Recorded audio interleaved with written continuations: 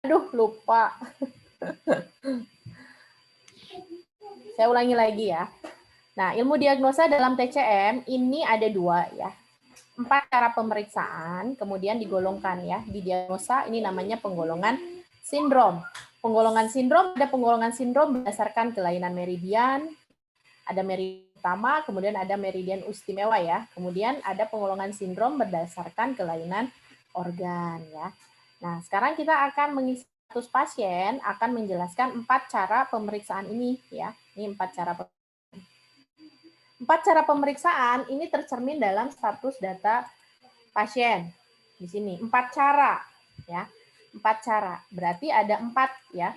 Nah, ini ada apa saja? Nah, ada pengamatan ya. Kemudian pendengaran dan penciuman ya. Pengamatan ini mengamati ya, mengamati pasien. Berarti nggak ngomong gitu ya. Jadi mengamati saja, mengamati dari panca indera, mengamati wajah gitu ya. Rambut, yaitu kan pengamatan ya. Kemudian mendengarkan, didengar suara batuk, suara bicara gitu ya, itu pendengaran. Kemudian mencium bau-bau yang spesifik misalnya ya. Nah, kemudian wawancara, pasti akan ada kan wawancara, kemudian kita akan lakukan perabaan atau palpasi. Nah, kemudian di sini ada urutan langkah-langkah ya. Bagaimana sih proses kita mendiagnosa pasien? Tentunya akan masuk dulu di sini kan, data 4 cara pemeriksaan. Kita dapatkan data 4 cara pemeriksaan. Tentunya harus 4-4-nya kita dapatkan untuk supaya meyakinkan kan. Ketika misalnya dalam pengamatan tampak misalnya dalam pengamatannya semangatnya bagus, kesadarannya juga bagus. Mungkin dia datang hanya kelainannya di meridian saja gitu. Karena apa? Dari pengamatan bagus semua gitu. Belum tentu juga kan ketika kita menanyakan pada saat wawancara keluhan misalnya ya. Nah, berarti kelainannya sudah berubah lagi kan. Nah, mendiagnosanya jadi kelainannya organ ya. Jadi diperlukan keempat-empatnya gitu ya, 4 cara pemeriksaannya. Nah, ketika masuk dalam selesai nih, kemudian kita lakukan diagnosa, rumusan diagnosanya. Ya, ini cermin pada status pasien nih kita lihat ya. Masukkan 4 cara pemeriksaan. Di sini ada poin nomor 1, pengamatan. Nah, ini kan 4 cara pemeriksaan. Yang pertama itu ya. Nah, kemudian yang ke pendengaran dan ya. Nah, ini pendengaran dan penciuman. Kemudian yang ketiga adalah wawancara ya. Kemudian yang keempat kita lakukan palpasi perabaan. Ya, setelah selesai baru kita simpulkan diagnosa. Nah, ini poin kelimanya adalah diagnosa. Di sini kan bagiannya adalah kita menentukan diagnosa. Nah, nanti misalnya keluhan utamanya apa? Pasti kan disebutkan lagi keluhan utamanya apa, ya. Kemudian letak kelainannya, apakah di meri luar atau sudah masuk ke organ dalam, gitu. Nanti sindromnya apa? Kalau kelainan meridian, ya. Kalau kelainan menyebutkan sindromnya defisien atau optionnya hanya defisien atau ekses. Misalnya, pasien ini kelainannya tidak dapat digerakkan. Kenapa? Misalnya karena cedera, kecelakaan, kejepit pintu. Berarti kan hanya di sekitar tendon meridian LU-nya saja, paru-parunya tidak apa-apa. Hanya di meridian saja. Nah, nanti kita menyebutkan diagnosanya berarti defisien atau ekses di meridian LU gitu ya. Jadi optionnya sindromnya ini sindromnya ya, defisien gitu ya. Nah, tapi kalau kelainan organ sindromnya selain defisien, nah kita harus tahu panas atau dingin, apakah ada Han atau Re ya. Kemudian kelainannya Yin atau Yang, kelebihan Yang atau kelebihan Yin. Ada pertanyaan di sini? Suaranya putus-putus. Suaranya putus-putus? Iya. Putus, Bu. Agak. Oh, terputus-putus ya. Bentar. Itu dikeluarin dulu.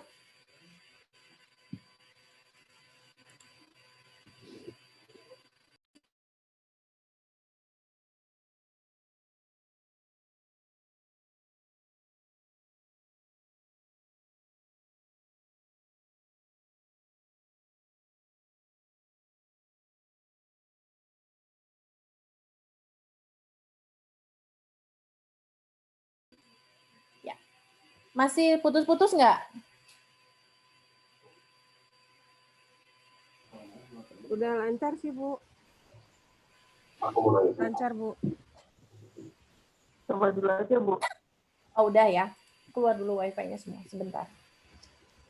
Keluar dulu semuanya udah. Oh iya. Oke, ulangi lagi ya. Saya ulangi lagi ya. Nah, ini pertama kan kita masuk data 4 cara pemeriksaan. Ya, ada 4. Pengamatan, pendengaran penciuman, ya, wawancara, sama palpasi. Ini mesti hafal di luar kepala ya, karena sering menanyakan asesor itu sebutkan 4 cara pemeriksaan. Itu harus di luar kepala ya, karena kan mengamati, mendengar, mencium, wawancara, kemudian perabaan. Keempat ini nanti setelah selesai, nah akan tersimpul diagnosa. Ya, nah diagnosanya keluhan utamanya apa? Di sini kan disebutkan nanti keluhan utamanya apa, ya. Nah, kemudian letak kelainannya, LKS ya. Letak kelainannya ini di meridian atau di organ, ya. Kalau meridian nanti akan muncul sindromnya apa? Defisien atau ekses. Ada 2 option. Ya, setelah letak kelainan sindromnya apa? Kalau ditanya di sini kan optionnya keluhan utama apa, letak kelainannya apa, sindromnya apa. Nah, sindrom itu ini ya. Defisien atau ekses.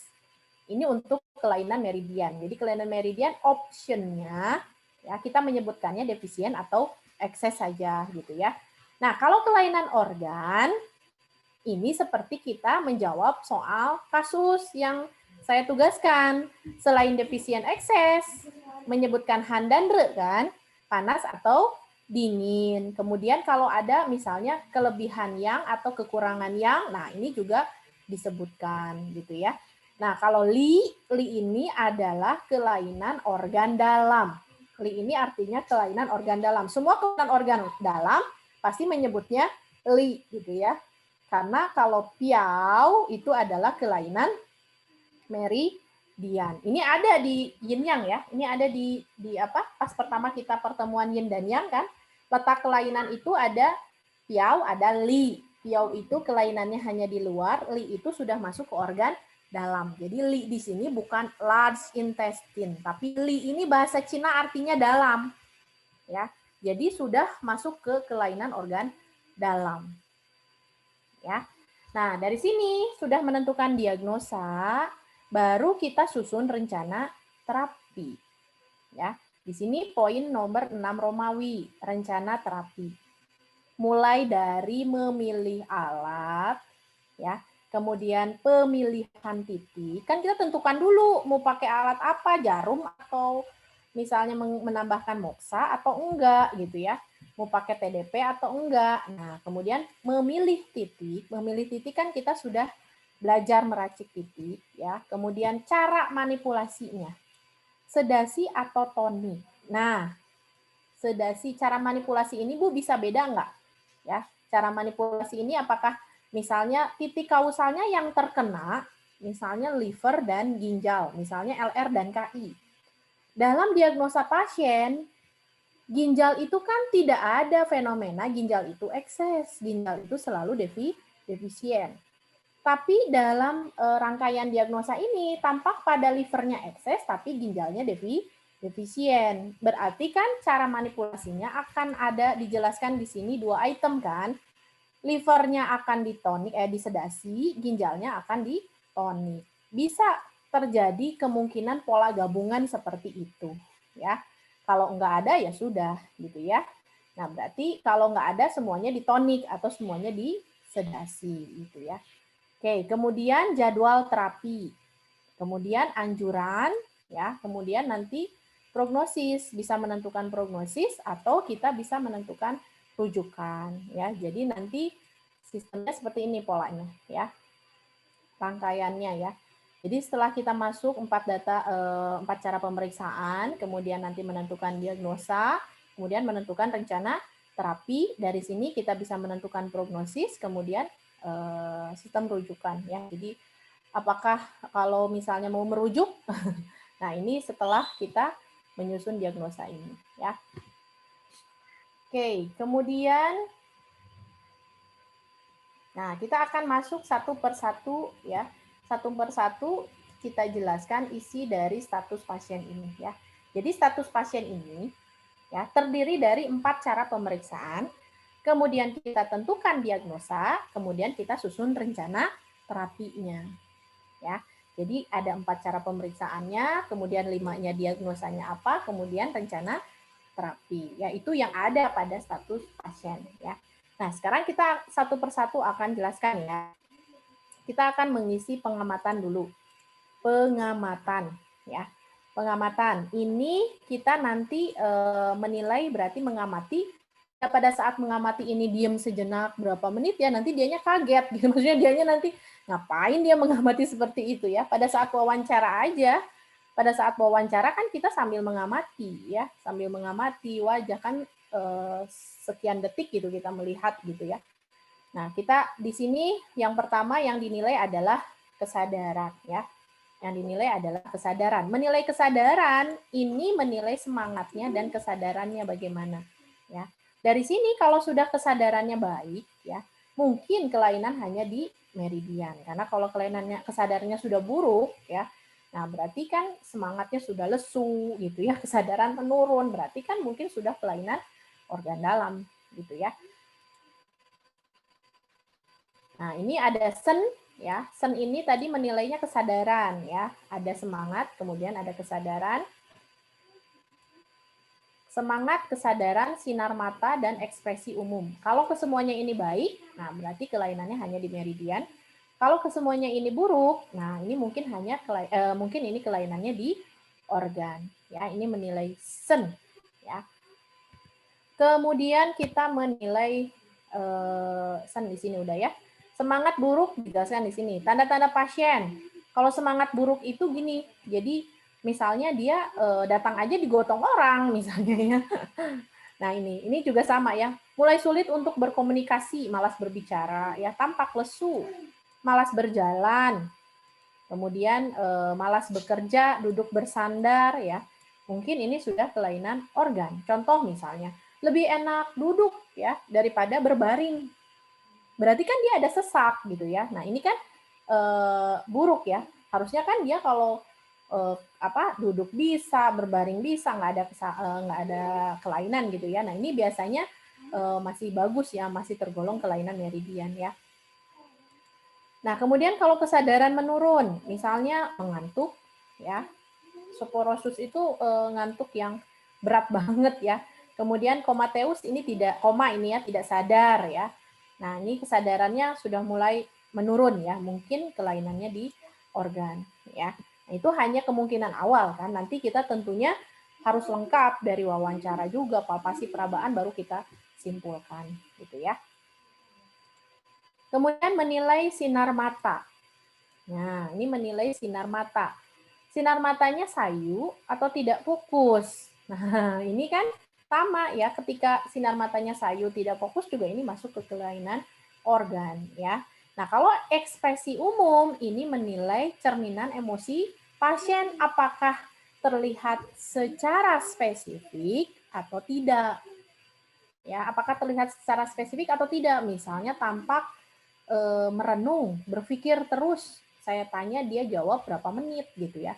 Nah, atau misalnya tampak emosi marah atau tampak misalnya gembira ya. Udah masuk buka pintu aja udah senyum-senyum, merah di pipi. Nah, itu kan kembali lagi kepada 5 unsur emosinya. Marah liver, gembira jantung, berpikir itu tanah, kemudian sedih itu logam, paru, ya. Kemudian ada rasa takut itu ginjal. Itu kembali kepada 5 unsur. Kalau tidak terlihat ya nanti dijawabnya tidak terlihat secara spesifik. Ya, di sini kan dipandu ya. Ketika misalnya ekspresi umumnya nggak ada marah, sedih, gembira, takut, ya sudah kita isi tidak terlihat secara spesifik. Ya, ini berarti kalau sudah ada muncul emosi begini, mungkin kelainan organ dalam. Ya. Nah, kemudian di sini warna wajah. Nah, warna wajah. Ini warna wajah kan menunjukkan kelainan organ atau enggak. Balik lagi ke dalam 5 unsur. Kalau terdapat warna wajah yang spesifik, ini biasanya pada orang-orang yang memang sudah kronis ya. Kalau penyakitnya baru terjadi, jarang ada warna yang spesifik seperti itu ya. Kalau sudah kronis, ya itu biasanya muncul warna yang spesifik. Hijau, lebih ke hijauan, warna hijau. Itu adalah liver ya. Kemudian warnanya merah, ya merah itu api ya, jantung ya. Kemudian tanah warnanya kuning ya, limpa. Nah, kemudian biasanya tampak pada lansia itu kuning kehijauan ada ya. Berarti kan limpa ya, misalnya nafsu makan yang buruk gitu ya. Kemudian kalau TBC orang yang memang sudah ini ya, kronis paru-parunya pucat, putih gitu ya. Kemudian ginjal ya, yang sudah hemodialisa, terus kemudian pokoknya gagal ginjal biasanya warnanya hitam gitu. Itu berarti kan sudah spesifik. Nah, terlihat sudah spesifik, mungkin ini sudah kelainan organ. Tapi belum membuktikan juga ya karena nanti balik lagi kepada keluhan utama. Kalau memang tampak misalnya semangatnya menurun, misalnya semua kelainan organ aja menunjukkan ya. Tapi keluhan utamanya dia hanya kebentur misalnya di daerah tangan. Kebentur di daerah tangan, ya hanya di meridian misalnya keluhan utamanya saya nggak bisa ngangkat frozen shoulder karena kemarin kebentur pintu misalnya ya. Nah ini berarti kalau menilai kepada keluhan utamanya, ya dia kelainan meridian. Meskipun penampakan semuanya adalah organ gitu ya. Jadi kembali lagi kepada keluhan utama lagi ya. Kemudian kesegaran wajah. Kesegaran wajah pasien juga sama ya. Ketika wajahnya segar ya, ini menunjukkan kelainannya mungkin hanya di meridian ya. Kalau udah gangguan organ biasanya wajahnya sudah tidak segar ya, kusam gitu ya, pucat ya. Pokoknya nggak ini ya nggak segar ya. Ini biasanya kelainan organ ya. Nah itu menilai sen. Jadi di sini ada menilai kesadaran dan ekspresi. Menilai kesadaran, menilai semangatnya, kesadarannya ya. Kalau ekspresi warna, ekspresi umum ini lebih emosi, kemudian kesegaran bisa ditambahkan, warna wajahnya misalnya tidak terlihat secara spesifik dengan warna wajah yang segar misalnya ya. Nah, ini ekspresi wajah ya. Jadi diingat-ingat dari mulai kesadaran, lihat semangatnya, kemudian ekspresi wajah, tampak pada ekspresi wajah ya. Nah, ekspresi wajah yang dinilai warna sama emosi sama kesegarannya ya. Nah, ini ekspresi wajah.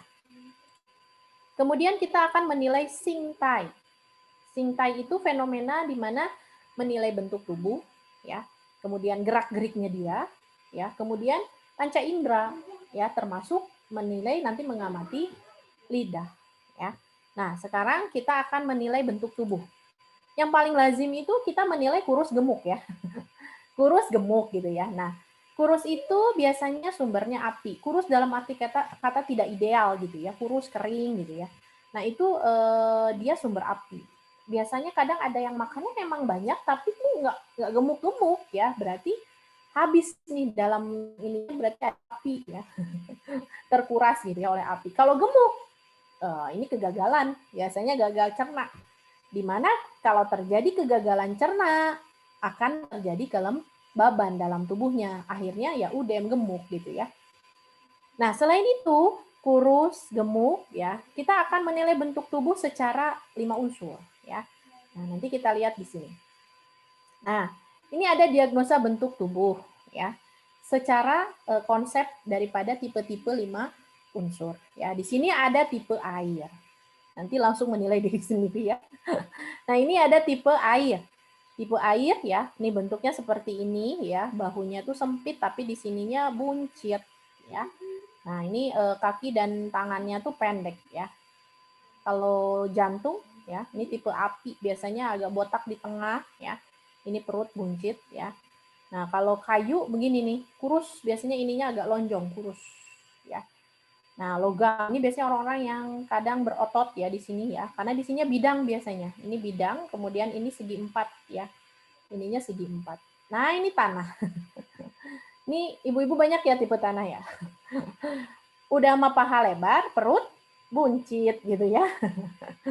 Ini cabi ya. Nah, ini tanah. Kita lihat satu-satu di sini ya. Tipe air.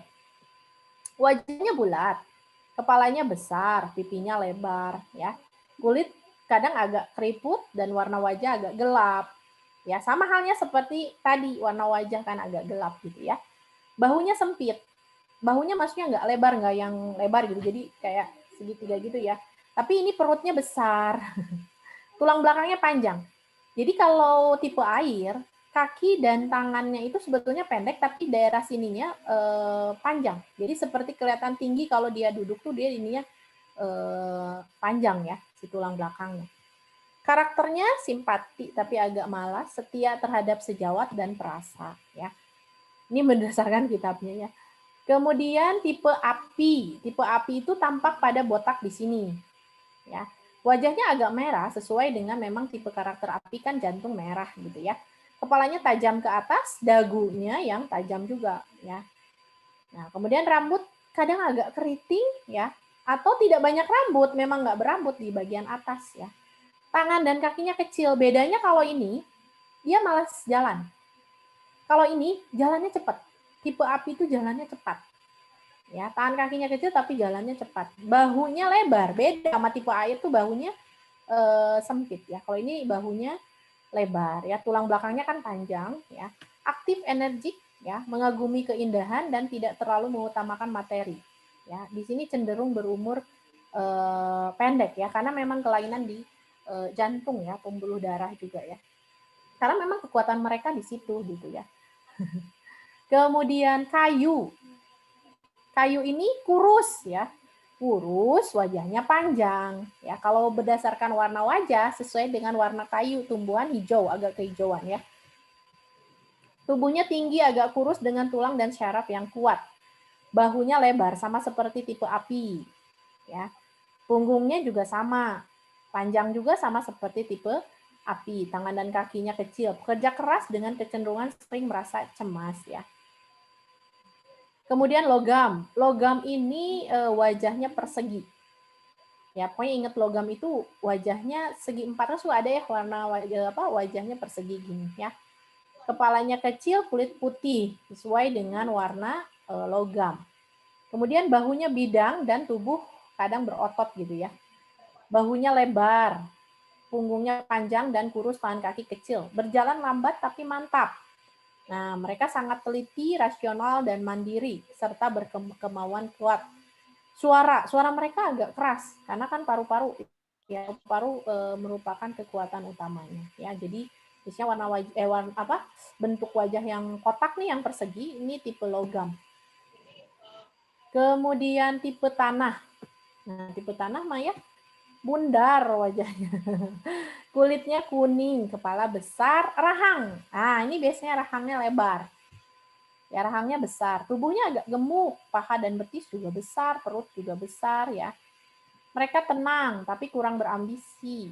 Tapi murah hati juga ya. Sewaktu berjalan kurang mengangkat kakinya, karena ini lembab ya. Malas mengangkat kaki ya. Karena otot merupakan kekuatan mereka yang utama ya. Nah, ini tanah. Nah, ini kalau menilai, ada yang khas yang bisa kita nilai gitu ya. Ada juga yang, aduh, gabungan nih antara air dan misalnya dan tanah. Ya, ini air apa tanah? Kadang suka begitu ya. Ini diagnosa bentuk tubuh. Jadi selain ini yang paling khas yang lazim kita ini adalah kurus gemuknya ya, kurus atau gemuk gitu ya. Kemudian menilai, setelah kita menilai bentuk tubuh, nah kita nilai gerak-gerik. Kita menilai gerak-geriknya pasien. Apakah gerak-geriknya misalnya dia dengan keadaan di mana lumpuh misalnya, ada kelumpuhan, geraknya terbatas ya, atau dia menggunakan tongkat gitu ya. Nah, itu berarti dilihat gerak-gerik. Atau misalnya ada tremor ya, ada kaku. Nah, itu kan berarti gerak-gerik ya. Kemudian ada kedutan, kayak tik facialis gitu ya. Nah, ini gerak-gerik ya. Jadi kalau misalnya buat praktek di klinik mah ini aja di print, jadi tinggal dilingkarin gitu ya. Kan dipilih ya yang patologisnya aja. Kemudian kulit. Nah, kita nilai kulitnya. Apakah kering misalnya. Tangan kakinya mah kering tapi wajah berjerawat kan bisa jadi seperti itu ya. Kemudian apakah tampak seperti gatal gitu ya, dia sering apa namanya garuk-garuk gitu ya. Kemudian kulitnya lembab, berminyak, bersih misalnya. Apa ada vesikel, papula, makula kayak jerawat gitu ya, ada bekas dermatitis, eksim seperti itu ya. Nah, ini dilihat kulitnya. Kulit itu kembali lagi ya ke 5 unsur, yaitu paru-paru ya, kelainan di kulit. Kemudian rambut. Nah, rambut ini kita nilai warnanya. Kalau dia menggunakan cat susah kita menilai ya. Kalau warnanya asli gitu kan, berarti oh ada ubannya gitu kan. Terus kemudian kusam nggak atau mengkilat. Ya, rambut ini menilai bagaimana ginjalnya gitu, karena rambut itu kan dikuasai oleh ginjal ya. Apakah beruban, apakah botak gitu ya, atau tidak terlihat. Misalnya dia pakai kerudung, nggak bisa lihat saya rambutnya ya. Ya sudah tidak terlihat gitu ya. Nah, ini untuk menilai rambut, ginjal, kulit itu paru-paru. Kalau ada patologis di sini berarti dicurigai ginjalnya gitu ya untuk urusan rambut. Kemudian hidung. Nah, di sini ada ujung hidung, ada batang hidung, ada hidungnya gitu ya. Nah, di sini saya jelaskan rincinya ya. Ujung hidung, kita menilai ujung yang di sini ya, yang di tengah-tengah ini kan ya. Kemudian batang itu yang ini tempatnya enggaknya ini ya, apa namanya kacamata batangnya. Kemudian hidung secara keseluruhan, kemudian sekretnya apakah ada keluar misalnya ingus ya. Nah, ini kita nilai ujungnya ya. Ujung hidung ini di kitab Lingsu ini menandakan limpa. Ujung hidung ini biasanya ya. Nah, kalau batangnya ini menandakan liver. Nah, kita lihat warna yang dilihat biasanya ya. Kalau ujung hidung warnanya hijau, ya semua kategori hijau kebiruan, semua dimanapun ya, itu biasanya ada nyeri. Ya, biasanya ada nyeri. Nyeri yang karakternya karena biru itu dingin.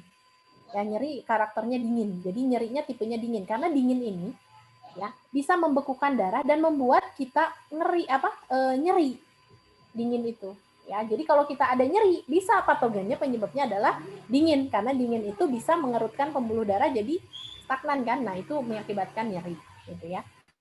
Nah, kemudian kuning ya. Kuning ini ingat aja tanah itu kan warnanya kuning, identik dengan lembab ya, berarti ada lembab, tipenya di sini lembab panas di limpa. Nah, ini kalau warna ujungnya hidungnya kuning gitu ya. Kemudian putih. Putih itu kan sama dengan pucet ya, defisiensi darah. Kalau merah, panas. Jadi sebetulnya ini bukan hal yang baru ya, maksudnya yang logis gitu kan. Oh, ada merah, berarti ada panas ya gitu ya dalam ininya ya, dalam paru-paru dan limpanya ya. Nah, kalau misalnya agak biasanya agak abu-abu, agak kehitaman ya, biasanya orang yang coba lihat yang gagal ginjal hidungnya ya, biasanya gangguan pergerakan air di sini ya, ada hitam di situ ya, abu-abu. Nah, ini ujungnya. Kemudian batang, ini sering saya temukan untuk kasus kecantikan ya, batang hidung ada flek di sini ya, ada flek ya atau warna gelap di sini ya. Ini sebetulnya penanda liver ya. Jadi nanti kalau di estetik ya, ini menandakan semua organ muncul di sini di wajah. Misalnya jerawat kita muncul di daerah mana, itu menunjukkan organ tertentu, atau fleknya muncul di mana, itu menunjukkan organ tertentu, karena di sini ada wilayah-wilayahnya gitu ya. Nah, seperti ini di batang hidung. Batang hidung tadi kan menunjukkan semua ini liver ya, batangnya ini liver. Nah, kalau warnanya kehijauan, nah ini ada nyeri pasti. Di mana? Di hati. Ada stagnasi hati, rasa penuh, dongkol gitu ya. Sering kecewa gitu ya. Nah, ini yang stagnasi Qi. Nah, kalau warna abu-abu hitam, nah ini biasanya ada stasis darah di hati. Ya, makanya ada flek di sini ya. Ini perbaiki livernya. Agak susah kan memang di tengah-tengah itu ya. Nah, kemudian kalau batangnya merah, jelas ini biasanya panas kan. Nah, panasnya tapi di hati. Kalau ini panasnya di limpa ya, dan juga paru-paru. Kalau ini di hati, karena batang hidung ini wilayahnya liver. Kalau ujungnya ini wilayahnya limpa ya. Nah, kemudian hidung secara keseluruhan kalau yang normal kan agak lembab dan berkilau ya. Prognosanya baik. Tapi kalau tampak kering ya, ini biasanya ada panas ya. Kemudian kalau hidungnya kering ya tapi ada menghitam ya, biasanya ada panas, beracun di situ. Ada toksinnya. Kemudian sekret hidung. Sekret hidungnya jernih. Nah, ini polanya berarti dingin ya. Ya, biasanya ingusnya encer gitu ya, bening, itu berarti dingin. Kalau kuning berarti panas. Sama seperti keputihan. Keputihan dengan encer, jernih, putih, ya itu berarti dingin. Tapi kalau kuning, hijau, gatal, berarti itu tipenya panas. Sama seperti ya. Nah, ini hanya kategori hidung ya. Jadi secara simpelnya aja dilihat. Kalau ada gangguan ya di hidung misalnya merah di sini, berarti kan paru-paru dan limpanya juga panas. Kemudian nilai batang hidung itu menilai liver ya.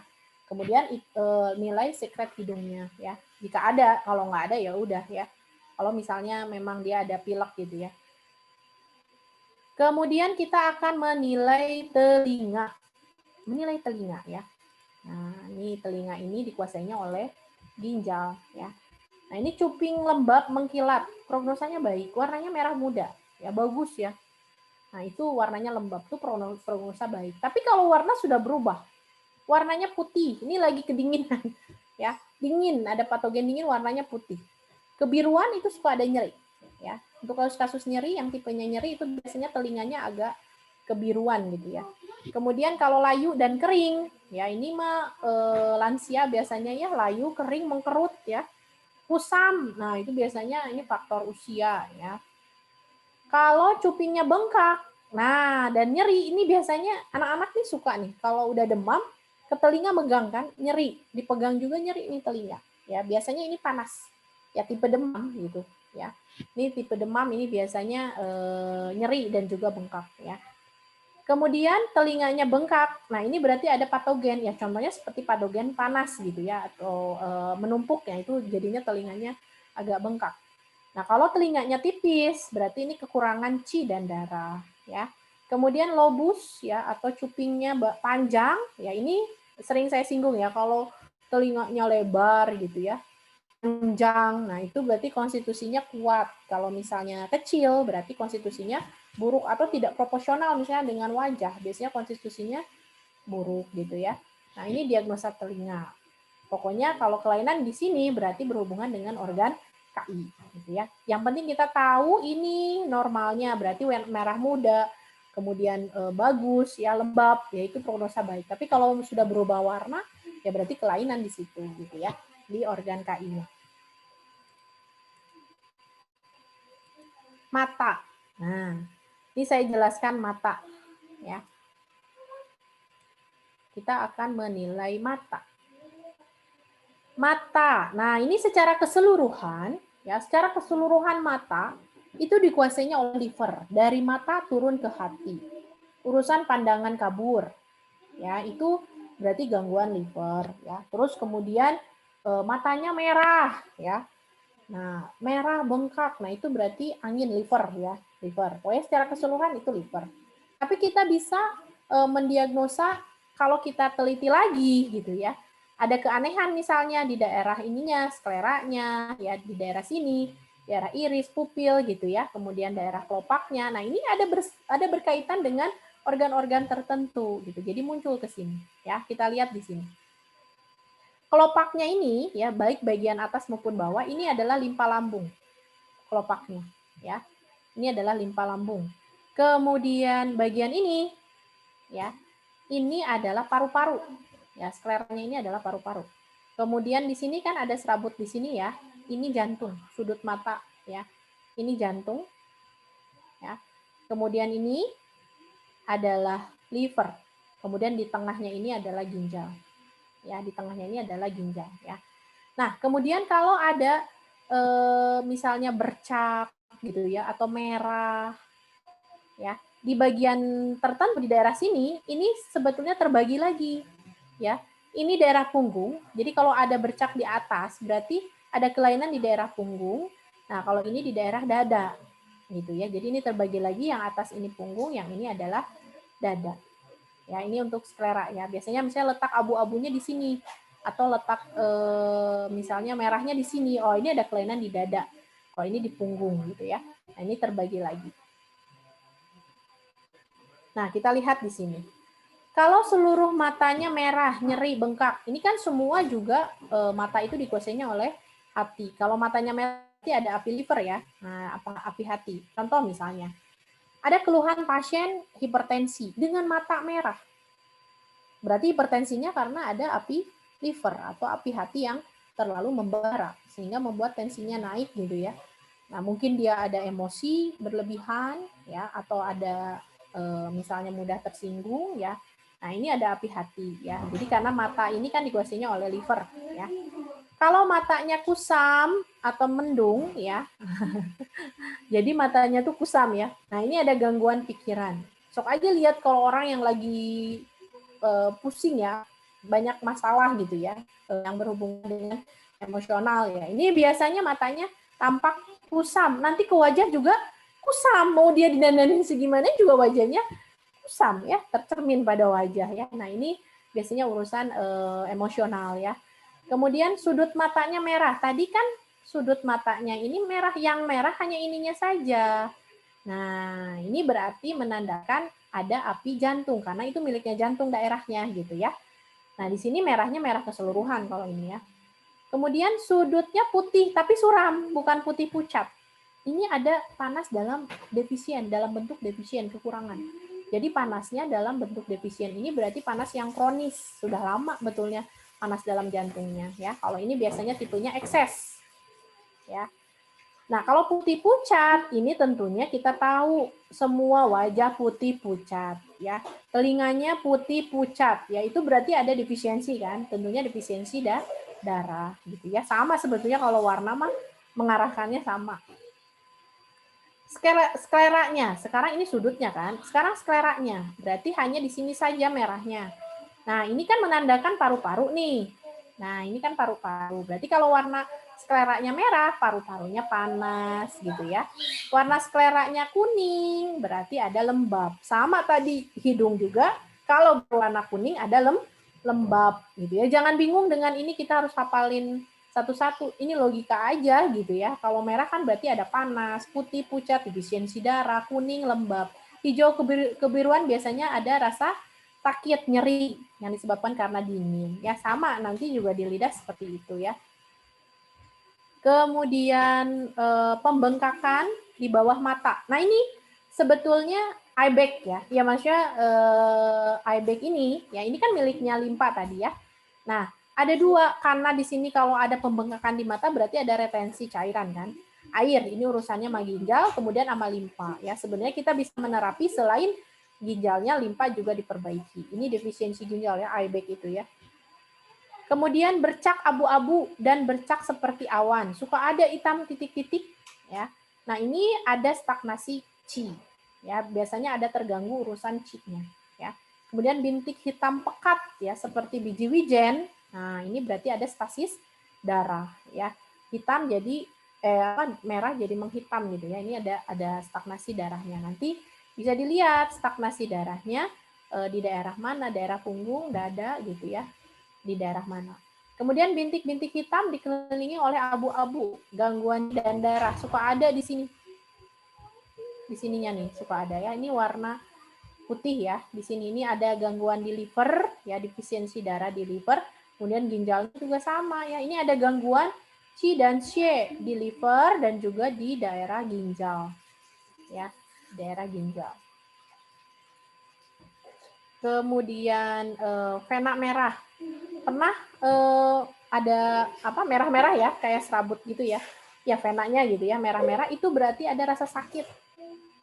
Kalau ada merah-merah gitu berarti ada rasa nyeri biasanya. Makin banyak ya berarti dia lagi ada rasa nyeri di bagian tertentu gitu ya.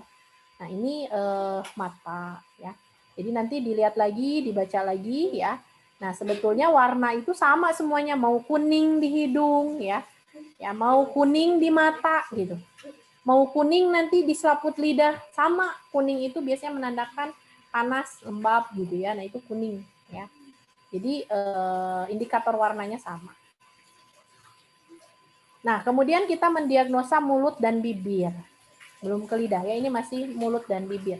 Tadi kalau mata dikuasainya oleh organ, secara keseluruhan mata dikuasainya oleh organ Hati. Kemudian mulut. Nah, mulut dikuasainya oleh kayu, api, tanah, logam, air. Logam. Kayu, api, tanah, logam, air. Ayo mulut. Kalau kayu Tanah. Pencernaan. pencernaan ya. Kalau kayu kan panca inderanya mata, jantung lidah, ya. Tanah mulut, ya. Logam paru-paru tadi hidung gitu ya. Kemudian ginjal telinga. Nah, ini dikuasai seluruhnya oleh limpa lambung, ya, pencernaan.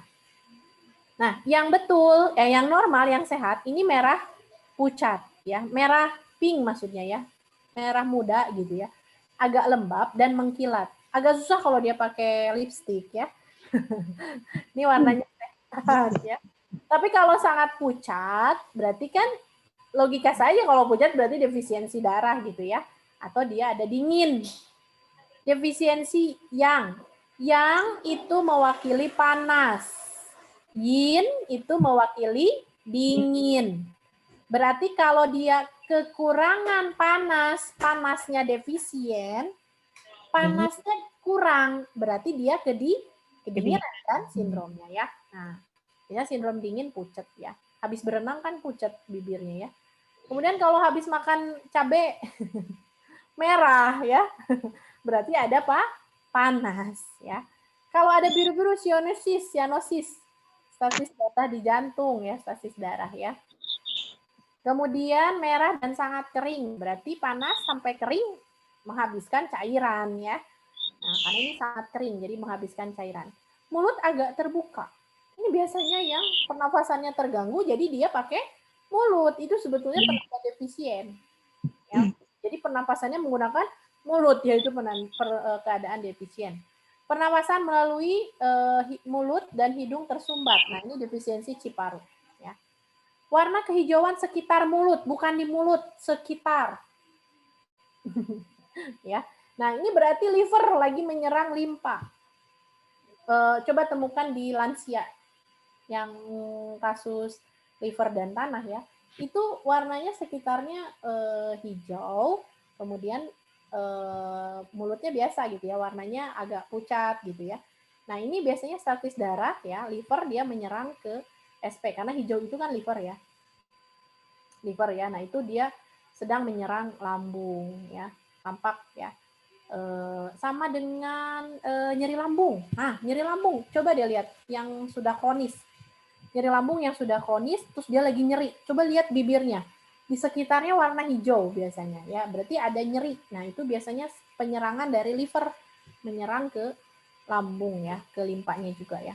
Nah, ini diagnosa mulut dan bibir. Secara keseluruhan berarti ada kelainan di mulut ini berarti panas lambung ya. Warnanya sama indikatornya seperti hidung, seperti mata tadi sama ya. Oke, kemudian kita akan masuk ke diagnosa lidah. Kita akan masuk ke diagnosa lidah ya. Nah, kita masuk ke lidah. Apa yang dinilai lidah? Otot lidah dengan selaputnya, lapisan yang berada di atasnya. Lidah secara keseluruhan dikuasainya oleh jantung. Dalam hal berbicara, ya, artikulasi, ya, itu jantung, ya. Jadi berbicaranya misalnya balelol, ya. Nah, itu berarti jantung kelainannya, ya. Tapi nanti organ-organnya muncul, ya, terproyeksikan ke lidah, ke mata, muncul ya, ke wajah, itu muncul semua organnya. Sama seperti tadi kan, mata itu dikuasai oleh liver, tapi ada bagian-bagian semua organ di situ. Ini juga sama. Nah, untuk mengisi status lidah, ya, kita mesti menggambarkan dulu topografinya, ya. Jadi kita mesti menggambarkan dulu topografinya seperti ini ya. Lidah, status.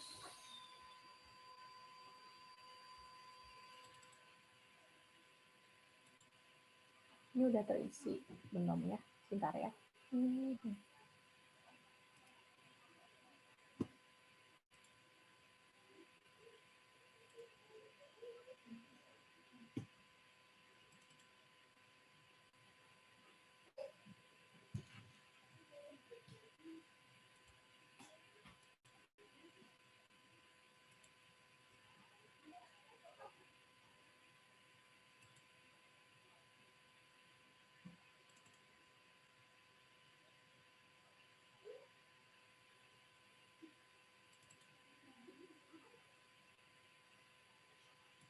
Sebentar ya.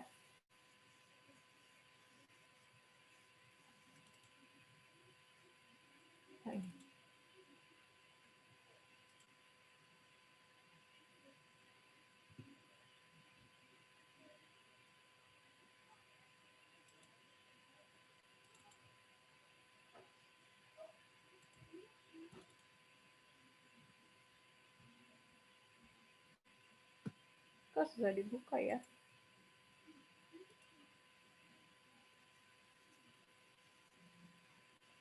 Nah, ini ya. Nah, kita harus menggambarkan dulu topografinya. Ya, nanti kan ada lembaran di sininya ya. Boleh dimanapun, boleh di sini, boleh di ini ya. Nanti kita gambarkan dulu topografi lidahnya ya. Nah, sekarang kita akan menggambar topografi. Sebelum menggambar topografi, saya jelaskan dulu nih diagnosa lidah ya. Lidah ini penilaian lidah itu sebetulnya lebih mudah daripada nadi ya. Nadi itu setiap orang kadang merasakannya, kalau kata saya mah ini udah kuat, kalau kata saya mah normal gitu ya, itu jadi beragam gitu ya, karena penilaiannya subjektif ya. Tapi kalau lidah objektif kan, terlihat gitu ya, ini akan lebih mudah ya. Nah, di sini warna tubuh lidah, warna lidah ya, ini hampir selalu mencerminkan 8 dasar diagnosa. Paling mudah itu menilai diagnosa lidah. Untuk mencerminkan apakah dia kekurangan yang, apa kekurangan yin, ya, apa dia dalam keadaan defisien, apa dia dalam keadaan ekses, gitu ya, apa dingin, panas, ya, apa eksterior interior, ini ada tercermin semua dalam lidah, ya. Makanya selalu coba fotoin lidahnya, diyakini, coba fotokan lidahnya. Kalau sekarang kan karena pandemi saya nggak nilai lidah langsung ya, jadi dia sudah ngirimin lidah duluan. Nah, kemudian alat ukur lidah ini, diagnosa lidah ini adalah alat ukur yang paling berguna untuk memantau peningkatan atau penurunan kondisi pasien. Lidah ini pada saat pertemuan awal, ya, kita foto. Nanti pertemuan kedua, ketiga, keempat, kelima terus difoto. Nanti ada perubahan.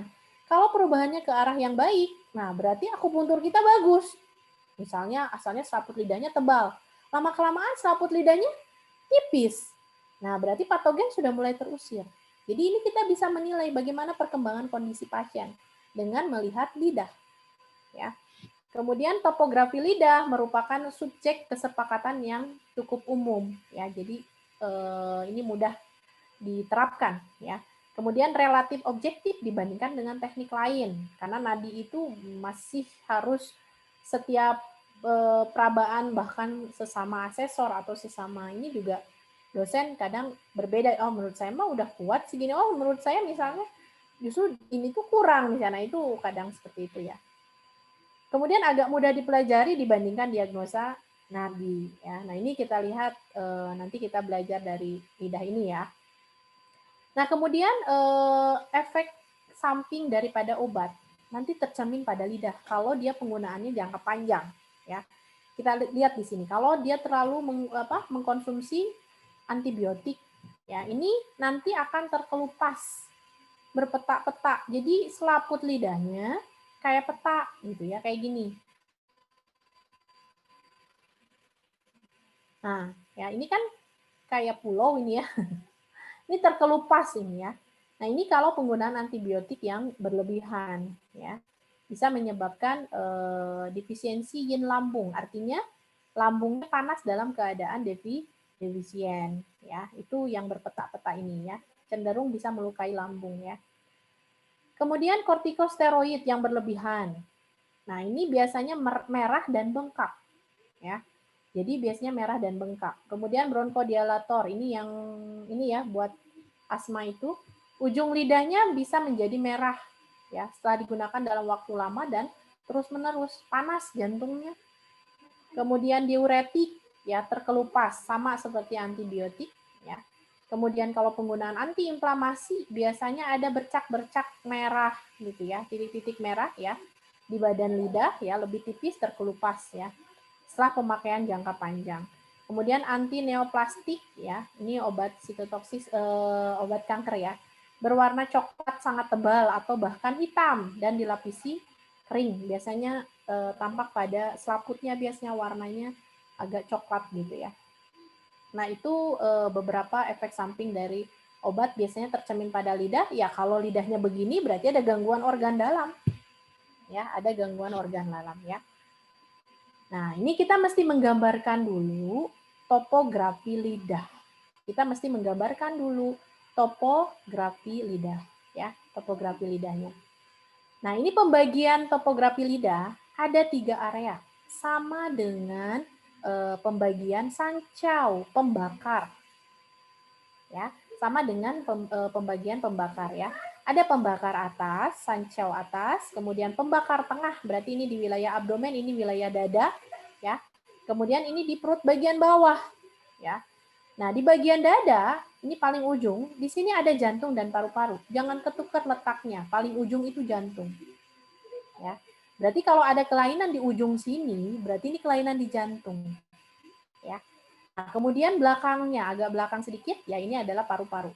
Kemudian di sini tengahnya, ini wilayah abdomen, ada organ apa saja yang berada di abdomen, berarti ada limpa lambung. Kemudian paling pinggirnya, ini adalah wilayahnya liver dan gallbladder.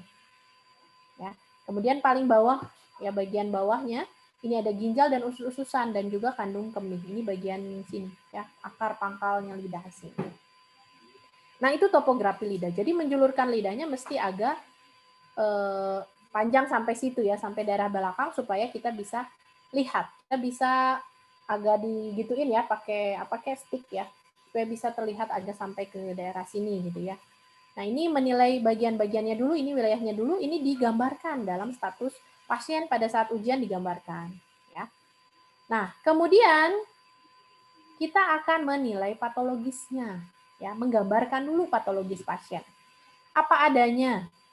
Misalnya ada retak, retaknya begini. Nah, tulis aja, gambarkan saja retaknya seperti retak yang ada di lidahnya pasien. Tulisin aja retak, atau retaknya memanjang sampai sini. Atau ujungnya merah, atau di sini ungu. Di sini ada cetakan gigi, misalnya. Digambarkan aja bebas ya. Nah, ini patologis lidahnya. Kalau tadi kayak peta tadi, berarti gambarin aja kayak pulau di sini. Kayak bunga di sini ya. Berarti ini di sini terkelupas gitu ya. Nah, jadi apa adanya pasien ini digambarkan ya. Nah, sekarang kita akan menilai otot lidah atau badan lidah dulu. Jadi penilaiannya 2 ya. Badannya sama selaput yang ada di atasnya. Ya. Nah, sekarang kita akan menilai badannya dulu. Tentunya menilai warna, pasti ada warna karena semua juga warna ya, hidung, mata kan nilai warnanya juga ya. Nah, ini kita menilai warnanya lidah ya. Jadi warna lidah ini menentukan keadaan Qing essence ya. Essence ini di mana kan Qing atau essence ini kita belajar substansi vital. Qing atau essence itu dikontrol oleh ginjal ya. Nah, ini urusannya untuk tumbuh kembang manusia, kemudian reproduksi, kemudian aging-nya, proses aging, penuaan ini kan menilainya dari Qing. Berarti kalau semakin usianya semakin lanjut, keadaan Qing-nya kan semakin menurun gitu ya. Nah, nanti tercermin pada warna lidah ya. Kemudian ini juga menilai nutrisinya ya, yin qi-nya, organ dalam ya. Kemudian kita menilai organ yin atau organ padatnya dari sini ya. Nah, sekarang kita akan menilai warnanya dulu. Yang normal ini adalah merah muda. Jadi warnanya pink. Ya, warnanya pink, merah muda. Lihat aja anak-anak ya. Biasanya warnanya merah muda. Ya. Nah, ini normal. Di sini normalnya warnanya merah muda. Tidak ada di sini nyetak gigi, nggak ada berubah bentuk, nggak ada terlalu gemuk, ya. Nah, ini normal. Jadi lidah normal, ya, nggak ada kelainan organ dalam, itu tidak ada perubahan warna dan tidak ada perubahan bentuk ototnya atau bentuk tubuh lidahnya. Ya, jadi seperti ini. Ini normal, nggak ada kelainan di organ dalamnya. Tapi kalau sudah ada lidahnya cetakan gigi, warnanya di sini ada merah, di sini ada ungu, atau di sini misalnya ada ungunya di sini. Nah, itu berarti sudah kelainan organ dalam.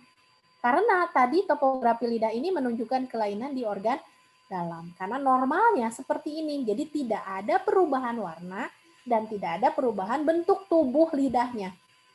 Ya, bentuk tubuh lidahnya ini adalah normalnya, ya. Nah, kemudian bagaimana jika warnanya merah? Nah, warnanya merah.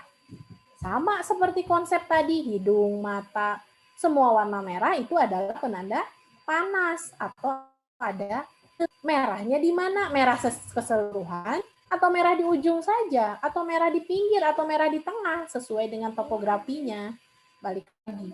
Kalau merah di ujung, ini berarti ada panas jantung.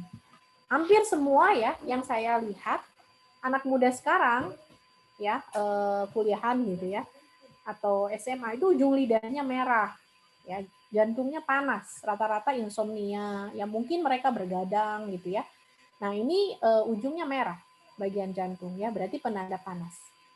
Kalau merah tua, ya ini merahnya warnanya tua banget, berarti panasnya ekstrim. Ya, panasnya lebih parah. Putih pucat, semua tipe warna putih pucat penanda dingin ya atau defisiensi darah ya. Coba aja kalau kita habis berenang langsung julurin lidahnya. Nggak mungkin warnanya merah ya, langsung putih pucat kedinginan.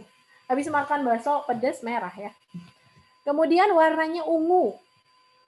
Ungu itu kan sama seperti hematom ya, terbentur. Itu warnanya ungu. Itu berarti ada stasis darah atau stagnasi darah. Stagnasi darah.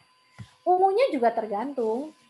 Ungu secara keseluruhan body di sini ungu, berarti wah ini stagnasi darah di mana-mana. Biasanya ada CA gitu ya. Nah, kalau ungunya spesifik, saya ungunya di samping sini nih Bu, berarti daerah liver dan gallbladder. Berarti ini ada stagnasi darah di liver.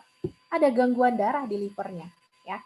Kalau ungunya misalnya di ujung atau di daerah sini berarti paru-paru, ada stagnasi darah di paru atau di sini. Nah, itu sesuai balik lagi ke topografi lidah ya. Ini sumbatan stasis darah itu kan berarti menyumbat ya darahnya ya. Biasanya ada benjolan, bendungan gitu ya. Nah, itu stagnasi darah ya. Kemudian warna biru. Tadi kan ungu kebiruan, berarti dingin ya.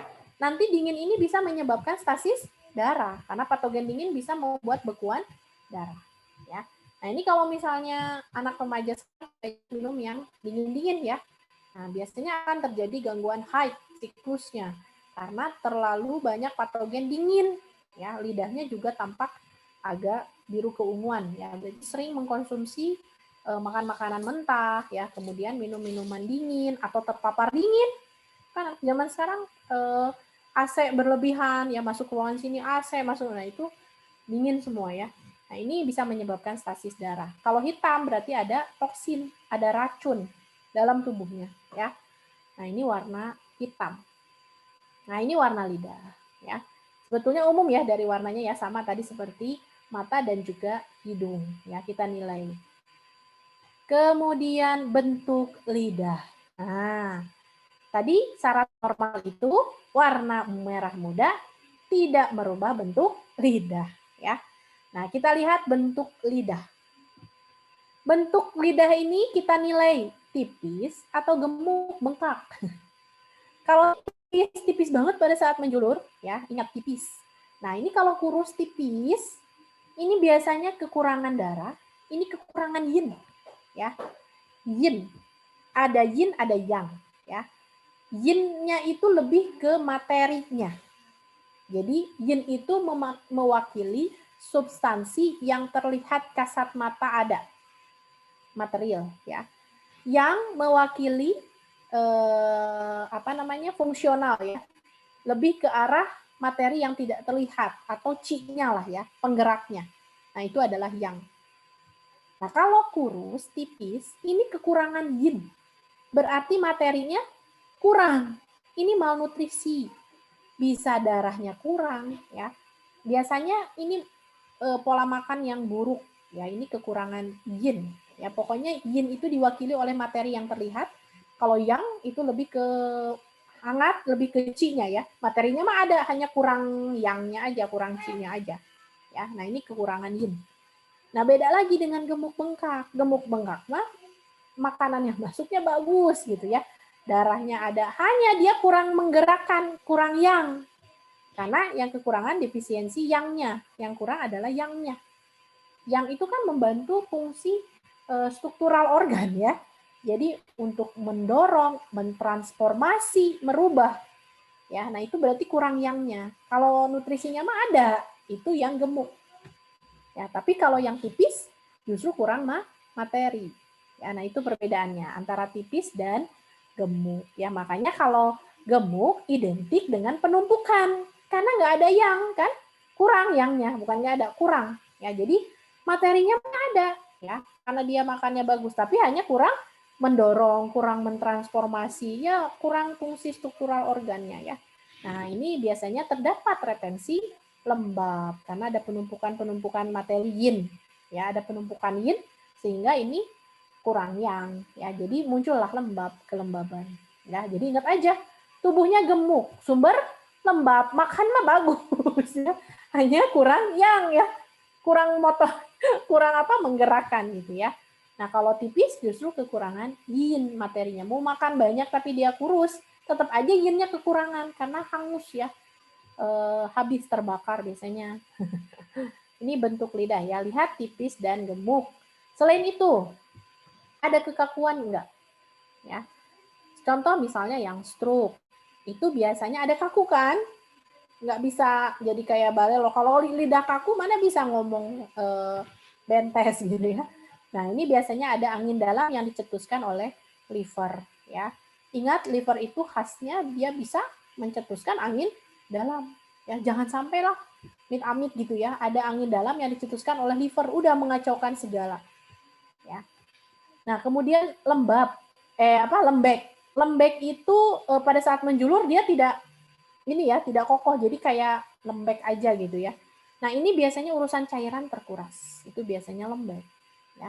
Panjang seperti misalnya hewan anjing ya. Kan lidahnya selalu menjulurkan lidah panjang. Ini biasanya ada panas jantung ya. Kalau pendek sama seperti tadi, lidah tipis dan gemuk bisa kekurangan yin, bisa kekurangan yang. Berarti pendek ini ada kekurangan gitu ya. Nanti tergantung ya. Kalau misalnya pendeknya warna lidahnya merah, berarti tipe kekurangannya jenisnya panas ya. Kalau misalnya udah pendek pucet, oh berarti dia tipe dingin, defisiensi darahnya yang sudah defisien ya. Berarti dia kekurangan yang ya, dingin gitu ya. Oke, berarti ini ada kekurangan sindrom defisien, pendek ini, panjang ini, panas. Ya, ini bentuk lidah. Berarti kalau sudah ada kaku, lembek, panjang, dan pendek, ini udah kelainan organ. Ya, karena tadi normal itu tidak merubah bentuk lidah. Ya. Nah, kemudian ada retak. Retak. Di mana-mana retak itu terjadi kalau ada panas kan? Nah, panas ekstrim timbul retak, tanah juga retak. Ya. Berarti ini terkurasnya cairan oleh panas. Nah, nanti tergantung yang letaknya itu di wilayah mana. Ya. Nah, ini kan macam-macam ya. Ini sesuai dengan topografi lidah aja. Nah, di sini nih, ini di daerah paru kan. Nah, berarti ada panas dalam paru ya. Terkuras nih cairannya di paru. Ini sampai ginjal. Nah, ini biasanya limpa dan ginjal. Ini terlalu dalam dan ada ke sampingnya horizontal dan vertikalnya ada. Nah, ini ya dalam.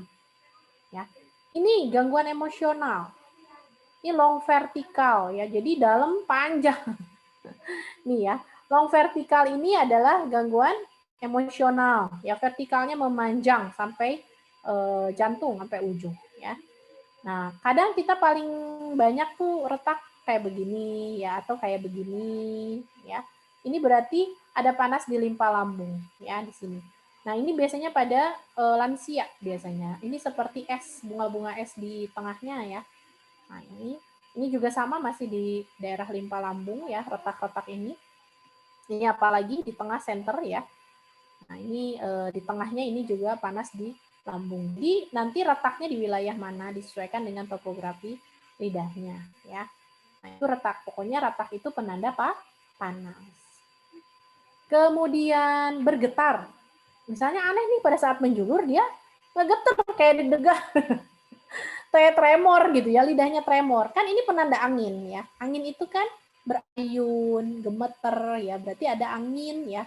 Atau di sini ada cetakan gigi sama. Ini tipenya defisiensi C, kurang C-nya sehingga dia bergetar. Kalau ada C dia mantep ya. Nah, jadi ada tipe cetakan gigi, ada nggak cetakan gigi? Pasti ada ya. Nah, cetakan gigi itu nyetak ya. Itu biasanya limpahnya terkuras C-nya. C-nya ya. Biasanya kalau limpa terkuras, ini orangnya terlalu lelah. Jadi lelah dalam berpikir atau bekerja berlebihan, itu terkuras C-nya, banyak mikir gitu. Nah, ini biasanya ada cetakan gigi, ya sudah mulai C-nya defisien, ya. Kayak bergerigi gini ya. Nih, bergerigi gini. Nah, ini ada cetakan gigi, ya. Di sini ada nggak ya? Ini nggak ini ya. Oke, jadi kalau ada cetakan gigi itu biasanya limpa ya, defisien ya. Kemudian tertarik salah satu sisi, sama ya, seperti Bell's palsy. Kalau ini anginnya angin luar. Kalau tadi jenis kaku itu angin dalam. Angin dalam itu berarti dicetuskannya oleh organ internal. Kalau ini penyebabnya eksternal gitu. Jadi misalnya Bell's palsy itu biasanya tertarik salah satu sisi pada saat menjulur miring, ya. Nah, itu terkena angin luar ya. Nah, itu bentuk lidah. Jadi bentuk lidah itu nilai aja tipis, gemuk, ada cetakan gigi nggak yang paling khas kan? Terus kemudian lihat apa tertarik salah satu sisi, terus kemudian lembek ya. Pada saat menjulur tuh nggak tegas gitu ya si lidahnya, tapi lembek gitu ya. Kaku ya. Kemudian ada retak. Nah, itu menilai bentuk lidah gitu ya. Kemudian kelembabannya dinilai. Tentunya yang normal itu kan kelembaban itu kelembaban yang normal, yang baik. Lembab yang baik itu artinya ada cairan tubuh ya, cukup gitu ya. Artinya nanti badannya lembab ya. Tapi yang nggak normal adalah terlalu basah, mengkilat. Seperti kita ngaca gitu ya, mengkilat. Mengkilatnya khas biasanya. Ada di sisinya saja gitu ya. Misalnya di bagian sisi lidahnya mengkilat, misalnya di bagian sininya mengkilat. Nah, ini berarti liver biasanya. Tapi ada juga yang basahnya di tengah aja, ada ya. Kemudian ada juga yang basahnya di paru-parunya saja. Nah, itu berarti ada lembab ya, karena basah itu kan penanda lembab gitu ya, ada kelembaban ya. Ada patogen lembab. Nah, kalau nggak lembab justru malah kering ya, dianya nggak basah. Ini berarti ada patogen panas ya yang merusak cairan tubuh ya. Jadi dinilai warnanya dulu, badannya lidah dulu ya dinilai. Berarti dinilai warna, bentuk tubuh sama kelembabannya ya. Nah, itu otot lidah. Kemudian kita menilai selaput yang ada di atasnya ya. Nah, kalau selaput lidah ya. Nah, selaput lidah ini sebetulnya untuk menunjukkan bagaimana keadaan lambung kita. Lebih ke organ lambung. Kemudian patogen yang sedang menyerang. Semakin tebal selaput lidah, patogennya semakin banyak lagi nyerang ya. Justru selaput lidah tipis putih, patogen nggak ada, normal itu biasanya. Ya, dan itu menilai bagaimana sih keadaan lambungnya, itu selaput lidahnya. Makanya kan ketika banyak retensi makanan biasanya tebal ya selaput lidahnya ya. Tertinggal gitu ya. Nah, itu tercermin pada selaput lidah ya. Kita lihat di sini. Warna normal selaputnya tipis putih seperti kabut. Ada selaputnya, tapi tipis gitu ya, itu normal. Kalau warnanya putih, tadi semua tipe putih dingin kan? Putih, ini tebal, berarti ada patogen dingin ya yang sedang menyerang. Kuning, nah selaput lidahnya kuning tebal, ya berarti ini ada patogen panas yang sedang menyerang. Ya, nah abu-abu dan hitam berarti ini semakin berat, ya semakin berubah bentuk ke abu-abu dan hitam berarti patogennya semakin berat ya. Begitu juga masalah ketebalan semakin tebal semakin berat ya. Nah, ini tebalnya selaput berarti patogen sedang menyerang atau sedang kuat ya, emang sedang ada patogennya ya. Nah, kemudian kelembabannya dinilai. terlalu basah lembab, kering sampai berduri ya, kering jadi kayak berduri gitu. Nah, itu panas ya. Berjamur, panas lambungnya itu ya, sambil kering kan kadang jadi berjamur tapi nggak lembab gitu ya, nggak basah. Nah, ini ada panas dalam lambung atau sudah dalam keadaan defisien ya. Patogen dingin contohnya. Nah, contohnya cuaca hujan. Misalnya sekarang lagi cuaca dingin. Cuaca dingin. Nah, kita misalnya daya tahan tubuh kita, ya daya tahan tubuh kita ini namanya cengci kalau dalam istilah Cinanya ya, cengci. Nah, cengci dalam tubuh kita ini masih kuat. Tiba-tiba ada patogen luar, ya. Jadi dingin itu, Dok, bisa dingin dari luar, ya, bisa dingin di dalam organ internalnya, ya. Nah, kalau ini urusan selaput lidah, ini urusan patogen luar, ya, patogen dalam tubuh ya, dan juga memang di dalam ya. Nah, kalau misalnya ada cuaca dingin nih, cuaca dingin masuk ke dalam tubuh kita, ya, oleh hawa dingin, misalnya kita diam di Lembang lah, Dok, misalnya ya. Saya itu tinggalnya di Bandung, tapi suatu hari saya camping misalnya ke Lembang. Aduh, imun saya lagi menurun. Tiba-tiba cuaca dingin masuk ke dalam, ya. Terus saya sesak tiba-tiba karena dingin yang terlalu ekstrim, tiba-tiba saya sesak padahal saya nggak ada penyakit asma atau sesak, tiba-tiba sesak. Nah, saya cek nadi, kemudian saya julurkan lidah, itu biasanya putih tebal. Nah, kalau putih tebal berarti itu penanda ada patogen dingin yang sedang menyerang gitu. Ya, itu contoh dingin ya. Jadi biasanya kan dingin itu bisa faktor dari luar ya, eksternal dulu ya. Nah, nanti bisa masuk ke dalam organ. Hati-hati dengan dingin ya. Dingin itu bisa langsung menyerang 3 organ sekaligus. Lambung, ya, kemudian usus, kemudian uterus. Saya sering menyebutkan ya, patogen dingin itu bisa langsung menyerang organ. Lambung, uterus, kemudian usus. Ya. Nah, lagi cuaca dingin gini pasti yang punya penyakit lambung kambuh. Karena lambung itu paling nggak mau sama cuaca dingin, karena cuaca dingin bisa masuk ke organ lambung secara langsung gitu. Jadi nggak lewat meridian dulu, dia langsung nyeri ya. Nah, itu dingin gitu ya. Itu contoh kalau terkena patogen dingin ya. Seperti ini. Ini kan putih. Baik, Bu, terima kasih. Ya, ini putih tebal ya. Ini agak lumayan tebal ini, tapi ini tebal banget ya. Ini tebal banget. Jadi ada ya, ini di foto nanti kalau misalnya pertama ada begini tebal. Nanti pertemuan kedua, ketiga, keempat, kelima udah tipis, misalnya udah hampir seperti nol, berarti berhasil akupunkturnya, patogennya sudah terusir ya. Nah, itu selaput lidah ya. Jadi selaput lidah itu menandakan patogen, jenisnya Han atau Re, terus kemudian menandakan bagaimana keadaan lambung kita gitu ya. Nah, kemudian bagaimana kalau tidak berselaput, tidak mempunyai selaput? Ya, seperti halnya di sini, tidak ada selaputnya. Ya, di sini nggak ada juga gitu ya. Nah, kalau selaput tidak berselaput, ini lambungnya panas, tapi sudah ekstrim dan sudah kronis. Artinya panasnya sudah dalam keadaan defisien. Ya, panasnya sudah dalam keadaan defisien. Kalau di sini selaput lidahnya kuning tebal, nah biasanya panasnya ekses. Ya. Tapi kalau sudah tidak berselaput, ya justru lebih parah yang nggak ada berselaput, berarti panasnya sudah dalam keadaan defisien. Biasanya nih, pecinta pedas yang berlebihan, ya. Tapi kurang minum orangnya. Jadi lambungnya tuh kasihan ya, panas, mengeringkan lambung, panas lambungnya. Tapi dalam keadaan yang memang sudah dalam keadaan defisien, artinya jangka panjang, gitu ya. Itu biasanya tidak berselaput ya lambungnya ya.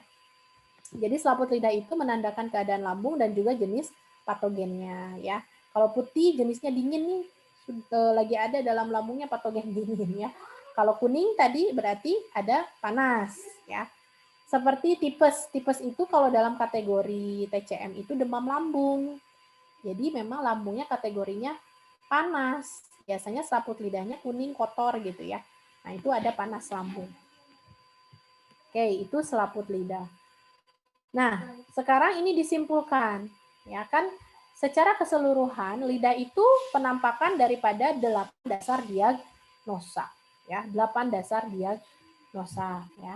8 dasar diagnosa itu ada apa saja? Yin dan yang. defisien ekses. Han, re, ya. Kemudian piauli. Piauli itu eksterior, ya. Piau, li itu interior. Piau itu kelainan meridian, li itu kelainan organ dalam, ya. Nah, di sini terlihat kalau misalnya kelainannya sudah masuk ke interior, warna dan bentuk lidah sudah berubah atau ini kelainan organ. Jadi tadi sudah disebutkan, kalau lidahnya sudah kelainan organ, sudah ada perubahan warna dan juga sudah ada perubahan bentuk lidah, gitu ya. Kalau eksterior ini tidak ada merubah warna dan bentuk lidah. Kalau selaput lidah bisa, misalnya tebal tadi, ya.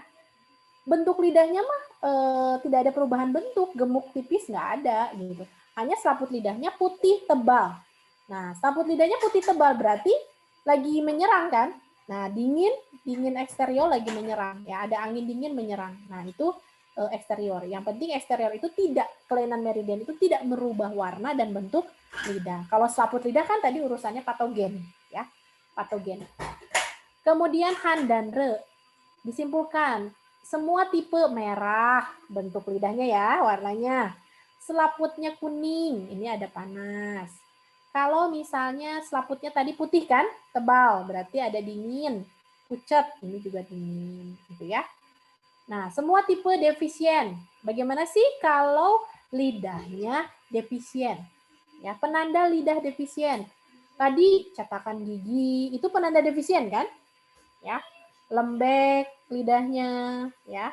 Nah, itu penanda defisien. Pucat, itu kan penanda defisien.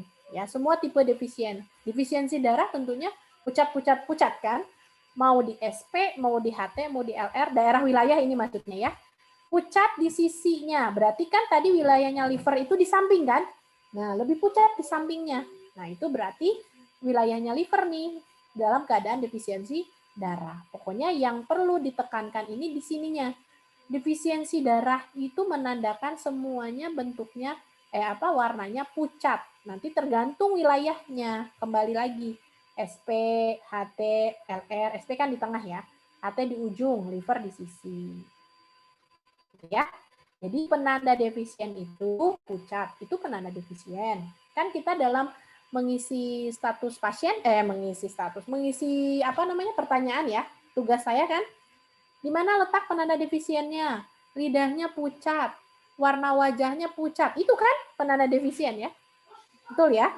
Nah, kemudian nanti kalau misalnya tampak lidahnya ada cetakan gigi, itu penanda defisien juga, gitu ya.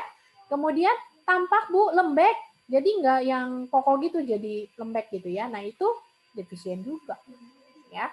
Nah, atau tidak memiliki lapisan yang tadi lambung tadi tidak memiliki lapisan lidah. Nah, ini ya. Mana tadi teh? Nah, ini ya. Ini penanda defisien ini. Ya. Nah, itu penggolongannya defisien. Ya. Pucat, cetakan gigi, lembek, yaitu penanda defisien, ya. Kemudian defisiensinya di sini tipenya dingin berarti pucat kan? Kalau defisiensi tipenya panas pasti merah kan? Tandanya apa? Tidak berselaput. Clue-nya panas ekstrim atau panas dalam keadaan kronis atau panas dalam keadaan defisien, ya. Ini rata-rata tidak berselaput, tapi bentuknya merah. Kalau bentuknya merah masih ada selaput, belum tentu defisien, gitu ya. Kecuali memang ada cetakan gigi tadi penanda defisiensinya, gitu ya. Tapi kalau ada lidahnya tidak ada selaput, ini penanda defisien, tapi tipenya panas ya, karena tadi saking panasnya nih lambung ya, saking panasnya nggak ada selaputnya, karena yang betul itu selaput lidahnya tipis putih ya, itu penanda defisien ya. Nah, kalau penanda ekses, lidahnya ekses, nah ini biasanya tubuhnya merah, selaput lidahnya ada, itu penandanya. Selaput lidahnya ada, warnanya kuning tebal, ini penanda ekses karena patogen sedang menyerang. Kalau patogen menyerang, ya daya tahan tubuh kita masih ada, itu kan keadaan ekses. Cuma ini tipenya panas. Kemudian semua tipe bendungan stasis atau stagnasi darah itu tipenya ekses. Ya, warnanya ungu ini tipenya ekses. Ya. Kemudian misalnya ada kelembaban dalam tubuh, ya basah, mengkilat, berarti itu tipenya ekses ya, penuh penumpukan lembab. Ya, itu tipe ekses. Ini semua tipe interior. Ya, ini semua tipe interior.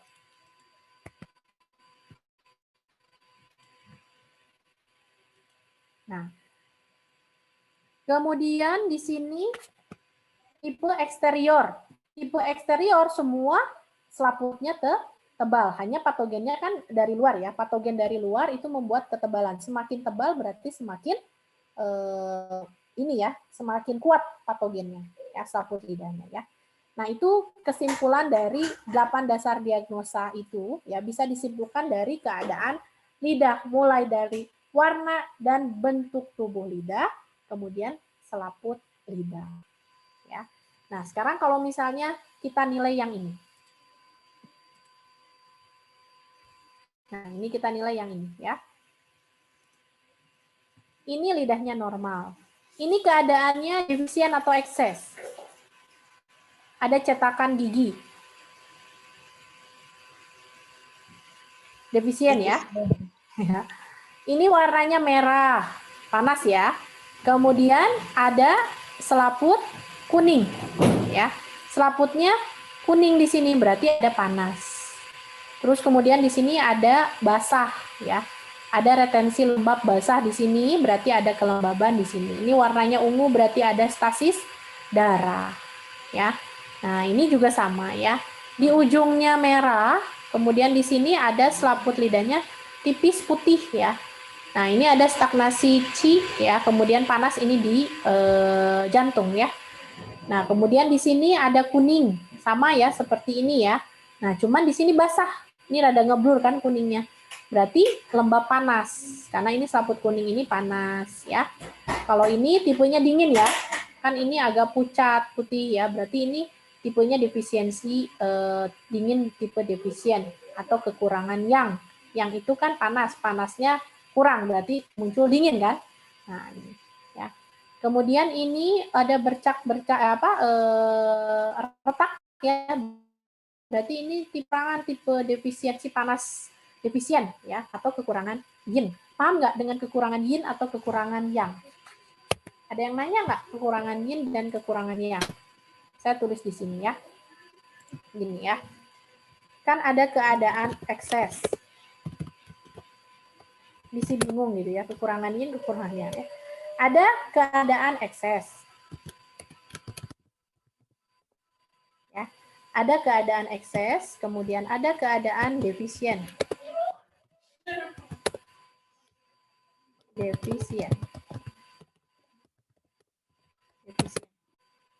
Defisien dan ekses ini adalah penanda kekuatan tubuh. Kekuatan tubuh atau cengci. Ya. Cengci ini adalah daya tahan tubuh. Ya, ini ada daya tahan tubuh, kekuatan cengci. Ya. Kemudian ada xie-qi. Xie-qi ini adalah patogen. Nah, patogen ini ada yang membuat Han tipenya dingin. Kemudian ada yang karakternya Re. Ini berarti panas.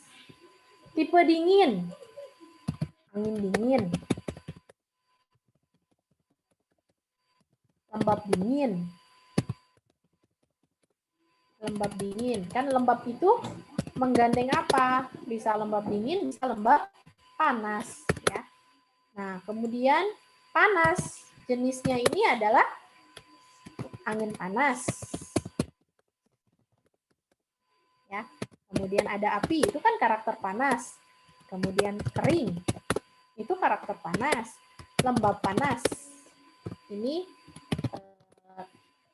jenis panas. Ya, ini jenis panas. Nah, ini adalah kekuatannya. Ya. Ketika kita digabungkan ini, ya. Nah, misalnya baru terjadi masuk patogen, kita masih dalam keadaan sehat. Kita masih dalam keadaan sehat, ya. Kemudian masuklah patogen ke dalam tubuh kita. Berarti ini keadaan di mana daya tahan tubuh kita sedang ada dan mengumpul patogen. Ya. Kalau dinilai kekuatan tubuh saya, ya, kekuatan daya tahan tubuh saya cengci, keadaan seperti barusan menumpuknya patogen dengan antipatogen masih ada, itu keadaan ekses atau keadaan defisien? Keadaan ekses atau keadaan defisien? Ekses. Ekses. Ekses kan? Karena dikatakan ekses, itu daya tahan tubuh kita masih ada. Patogen sedang menyerang, itu keadaan ekses, dikatakan berlebih. Kelebihan gitu kan, kelebihan patogen. Ya. Nah, nanti tergantung ya jenis patogennya, karakternya Han atau Re. Misalnya saya kasih contoh adalah karakternya Han, ya. Han. Kemudian keadaannya ekses. Kemudian lama-kelamaan, ya, lama-kelamaan, nah saya nggak mengabaikan itu, saya kelelahan, akhirnya menurunkan daya tahan tubuh saya. Masih tetap kan tipenya dingin kan, Han kan, dalam keadaan Devi, cuman bedanya kekuatannya sudah menurun kan, misalnya saya tampak lesu, tidak bersemangat. Berarti saya tipe dinginnya, tipe keadaan cengcinya itu dalam keadaan defisien. Putus-putus Bu suaranya. Ya. Ya, saya ulangi ya. Ketika patogen menyerang pertama kali dan daya tahan tubuh kita masih ada, itu karakter ekses. Ya.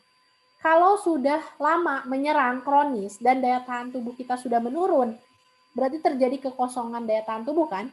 Itu namanya keadaan defisien. Nah, saya kasih contoh, berarti kan optionnya ada dua ya.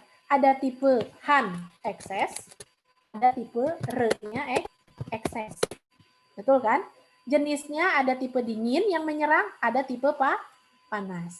Ya, berarti bisa tipe dingin dalam keadaan ekses atau tipe panas dalam keadaan ekses. Kemudian lama-kelamaan, nah saya makin menurun daya tahan tubuh, berarti sama karakternya tetap dingin, tapi dalam keadaan defisien.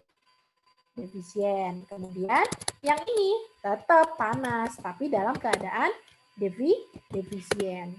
Ya, jadi antara ekses dan defisien, ya kalau kita rangkaikan dengan Han dan Re akan terbentuk 4 option, benar nggak?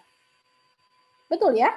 Nah, ada panas dalam keadaan defisien, ada dingin dalam keadaan ini panas dalam keadaan defisien, ada panas dalam keadaan ekses, ya.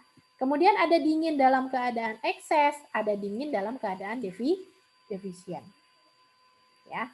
Nah, itu optionnya 4 option. Nah, sekarang kaitannya dengan kekurangan yang kekurangan yin, kelebihan yang kelebihan yin. Nah, ini sama saja, ya.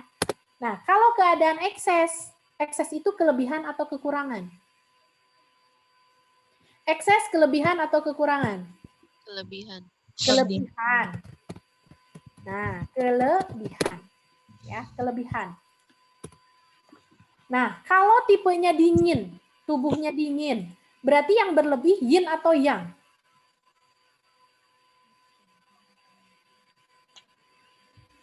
Yin mewakili Yin. dingin, yang mewakili panas. Berarti kalau tubuh saya dingin dalam keadaan ekses, berlebih, berarti kelebihan yin.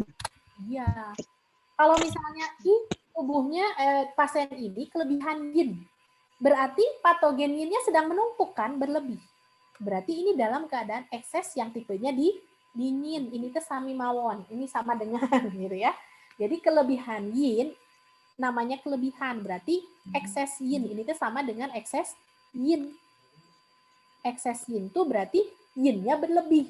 Coba yin mewakili dingin. Kalau dingin kita menumpuk, kita pasti kedinginan. Betul nggak?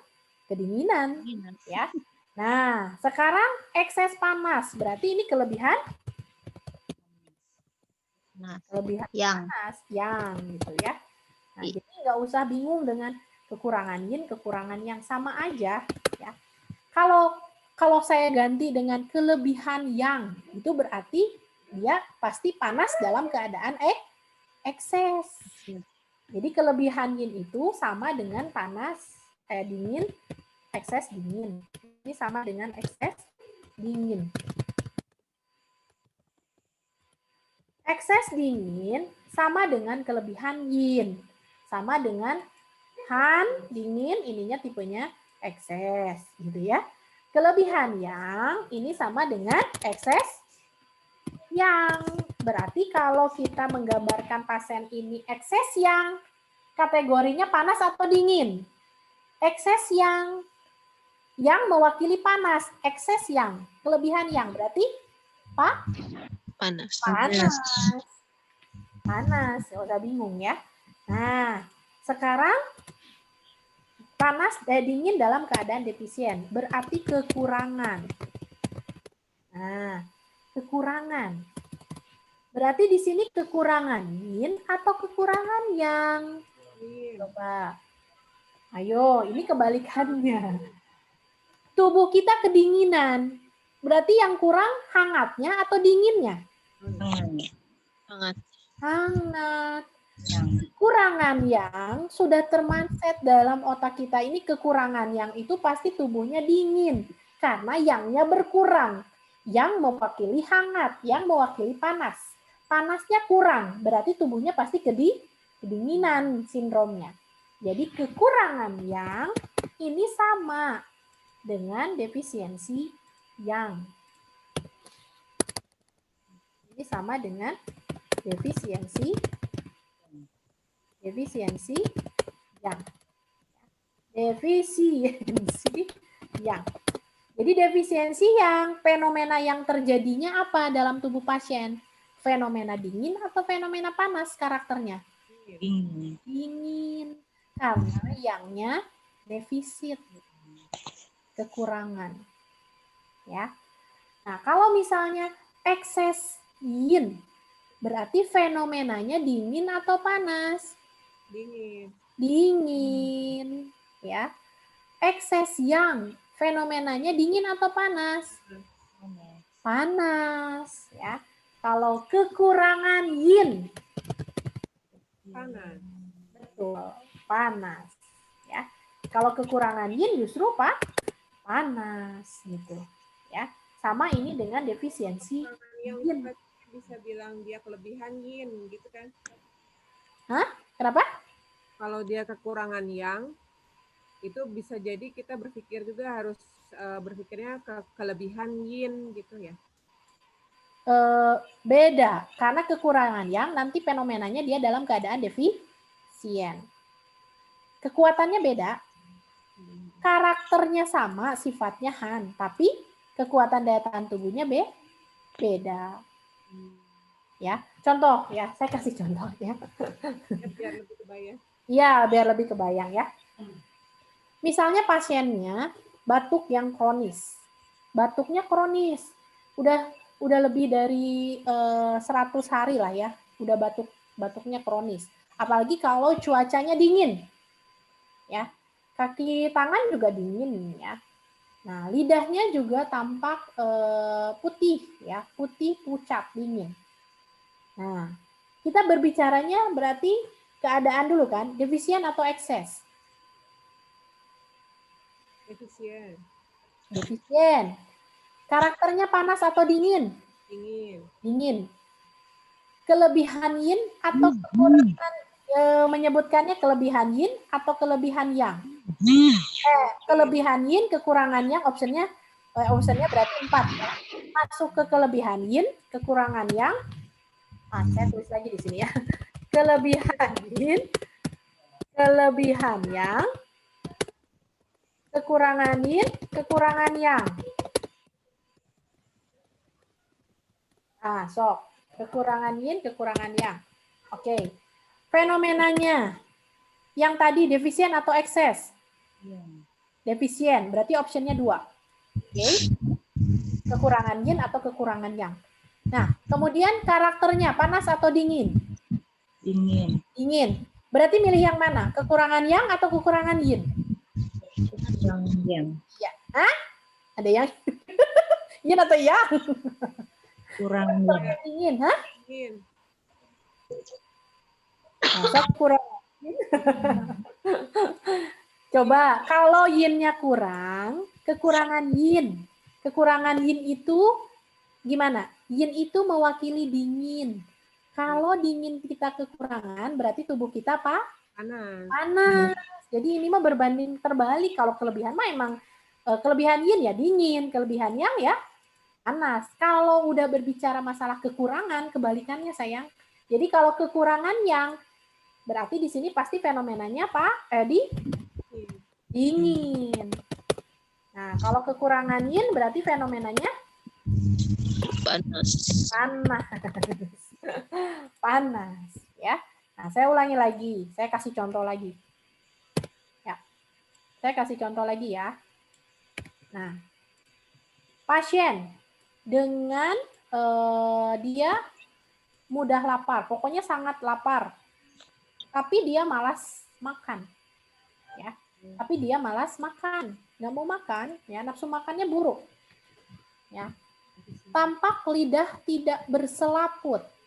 Lidahnya nggak berselaput, ya. Badan lidahnya warnanya merah. Ya. Kemudian nadinya lemah. Ya, nadinya lemah, tidak bertenaga. Kira-kira yang mana? Kelebihan atau kekurangan dulu? Ya? Kekurangan. Kekurangan. yang Panas atau dingin? panas. Panas. Tapi kalau panas tipe kekurangan, yang mana? Kekurangan yang kekurangan yin. Efisiensi yin. Ya. Kalau berbicara kekurangan, berbandingan terbalik dengan han dan re-nya. Yin ini kan han ya, dingin ya. Berarti kalau kekurangan yin, berarti ini pasti panas gitu. Ya, udah pasti. Pokoknya kalau kita sudah baca buku akupunktur ya, sudah bilang kekurangan yin, berarti itu pasti tipenya panas dalam keadaan defisien. Kalau kekurangan yang, berarti ini dingin dalam keadaan defisien. Kalau ini mah gampang, kelebihan yin berarti kan dingin dalam keadaan ekses. Kelebihan yang berarti ini panas dalam keadaan ekses. Jadi ini berbanding terbalik. Kekurangan yang itu panas kan, berarti dingin badannya. Kan yang kurang yangnya, berarti yin menumpukan, berarti dingin. Ya. Nah, kalau kekurangan yin berarti ini sindromnya panas. Ya, sekali lagi ya. Ada api hati membara.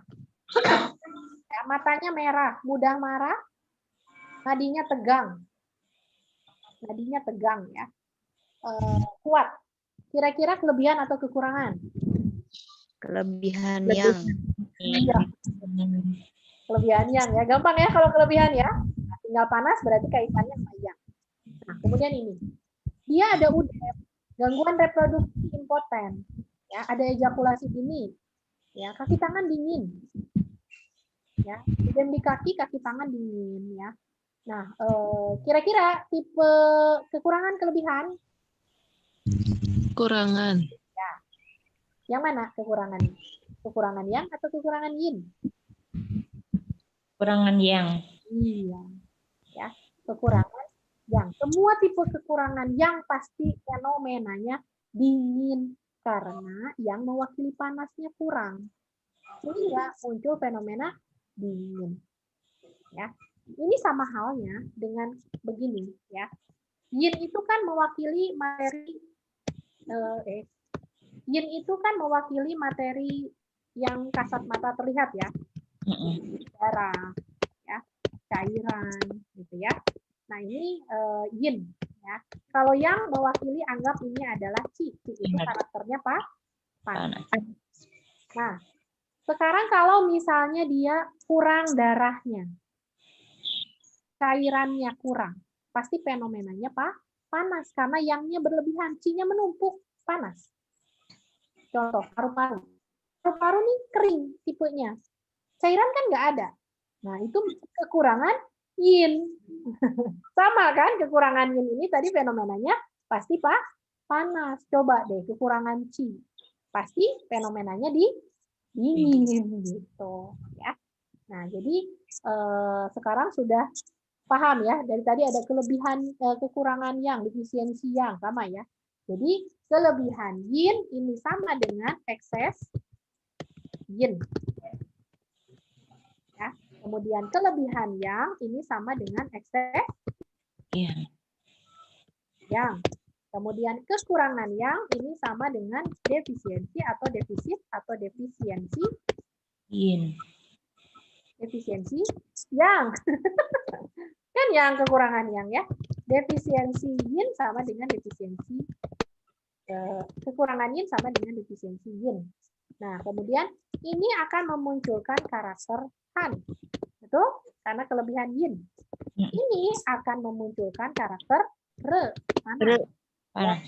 Defisiensi yang akan memunculkan karakternya nanti sindromnya han apa re? Defisiensi yang han apa re? Dingin. Ya, han. Kemudian defisiensi yin ini akan memunculkan karakter Re. re. Ya. Nah, Bu, re yang ini sama re yang ini sama nggak? Beda. Panasnya mah sama. Hanya nanti keadaan tubuhnya, antipatogennya, daya tahan tubuh yang ini masih ada, ekses. Kalau ini sudah dalam keadaan defisien. Lihat saja selaputnya, nadinya. Kalau nadinya tidak bertenaga, berarti ini keadaan defisien panasnya. Kalau ini masih bertenaga kuat, lihat saja selaputnya. Penanda kekurangan yin itu tidak berselaput. Hampir semua tidak ada selaputnya. Berarti ini sudah dalam keadaan defisien. Kalau ekses masih ada. Ya, jadi ekses dan defisien itu menandakan cengci antipatogen kita masih ada atau enggak. Tapi kalau han dan re, karakter patogennya yang ada dalam tubuh kitanya, ya karakternya apakah han atau re, gitu ya. Nah itu ininya ya pengertiannya ya. Jadi di sini nanti paham ya dalam menentukan keadaan diagnosanya. Kekurangan yang ginjal. Berarti ginjalnya dalam keadaan dingin atau panas? Dingin dalam keadaan dingin. Ya. Oke, sampai sini ada pertanyaan? Coba saya mau nanya yang ini ya. Saya dulu yang nanya ya. Ini tipenya apakah ini kelainan meridian atau organ? Letak, kalau berdasarkan letak organ. Defisien atau ekses? Tidak berselaput. Defisien. Defisien. Panas atau dingin? Panas. Panas. Ya, ini juga sama. Ya. Nah, kemudian di sini. Ini normal. Ini defisien. Letaknya meridian atau organ? Apakah merubah warna? Apakah merubah bentuk? Tidak. Tidak. Berarti ini mungkin hanya kelainan di meridian. Ya. Selaput lidahnya warnanya putih. Han atau re? Defisien atau ekses? Ekses. Ekses. Karena semakin tebal, nah berarti kan patogen menumpuk ya. Ekses. Dia ini tidak merubah bentuk ya. Oke. Nah ini apakah meridian atau organ? Organ. Iya. Kemudian defisien atau ekses? Tidak berselaput. Defisien. Defisien. Panas atau dingin? Panas. Oke. Ya. Nah, sekarang ini meridian atau organ? Meridian. Meridian, ya. Nah, Ada ini cetakan lidah ya? ya, Ada cetakan lidah ya? cetakan lidah. Oh iya, ada di samping sini ya. Berarti meridian atau organ? Organ. Defisien atau ekses? Ekses. Kalau melihat patogen di sini sedang menumpuk patogen dingin. Tapi kalau melihat cetakan gigi, ini penanda defisien. Defisinya. Tapi kan tergantung wawancaranya dia keluhannya apa organ atau meridian gitu ya. Ini ada defisiensi C. Memang dia lagi keadaan, maksudnya tubuhnya mungkin sudah jangka panjang defisiensi C limpanya. Nah, tiba-tiba datang patogen menyerang tipenya dingin. Ya. Nah, ini nggak begitu jelas ya. Yang jelas di sini selaputnya warna kuning. Berarti Han atau Re, panas atau dingin? Han. Kuning. Re. Ya, karena dia tipe. Oke, ini lidahnya berpeta-peta selaputnya. Meridian atau organ? Organ. Oke, defisian atau ekses? Lidah Ekses. berpeta-peta, lidah berpeta-peta tadi, sama seperti selaputnya terkelupas atau nanti tidak ada selaput. Jadi tipenya apa? Defisian. Han dan Re-nya di sini, kalau sudah terkelupas berarti biasanya karakternya panas atau dingin? Panas. Panas. Nah, ini agak lembek. Ini meridian atau organ? Organ. Organ. Ini defisian atau ekses? Ini warnanya ungu ya? Agak ungu ya? Ya. Berarti ada staktis darah. Nah, kalau staktis darah, tipe defisian atau ekses? Semua jenis bendungan darah? Tipe apa? Defisien. Ekses. Ekses. Tapi lembeknya ini tipe defisien. Ya. Nah, ini meridian atau organ? Organ. Organ. Meridian atau organ ini? Tertarik salah satu sisi. Ada angin ya. Ini tertarik salah satu sisi. Miring. Ya. Berarti ada PPL angin. Tipenya dingin karena selaput lidahnya warnanya putih. Ini biasanya palsi ya. Kalau organ dalam biasanya ada kaku. Ya, kelu jadi agak ke dalam dikit kaku. Kalau ini meridian organ. Organ. Organ kan sudah merubah warna. Ya, warnanya apa? Ungu. Ya, berarti ada stagnasi darah ya. Nah, kalau ini nggak begitu jelas. Ini selaput lidahnya berjamur, kering ya. Jadi saking keringnya kan jadi kayak berduri gitu ya. Nah, ini berarti ada lambungnya panas ya. Lambungnya ada panas lambung, tapi ini tidak begitu kelihatan nih bentuk lidahnya ya. Nah, itu seperti itu ya. Jadi sebetulnya dari diagnosa lidah akan memudahkan kita menentukan defisien ekses ya. Kemudian panas dingin ya, kemudian kelainan meridian atau kelainan organ ya. Nah, itu sampai sini dulu. Ada pertanyaan? Mau melihat lidah lagi? Ada pertanyaan? Kalau ada foto pasien, coba fotoin aja lidahnya. Bu, ini lidahnya bagaimana gitu ya. Nanti nah, ini diagnosa lidahnya. Ya. Mau nanya yang itu Bu, yang di soal kan ada yang dia defisiensi di organ yang satu, terus ekses di organ yang lain. Itu gimana ya? Masih bingung kayaknya Bu. Bentar ya. Kalau ngelihat dari diagnosanya itu gimana ya ngebedainnya? Bentar ya. Saya buka dulu. Nomor yang 13 ya. Oke. Kita lihat di sini ya. Seorang pasien, ini pola gabungan ya. Ini pola gabungan. Kita lihat di sini ya. Seorang pasien wanita 32 tahun memiliki riwayat aminore primer. Sejak usia 18 tahun. Masa haidnya biasanya hanya 2 hari bercak darah warna merah tua kental ya.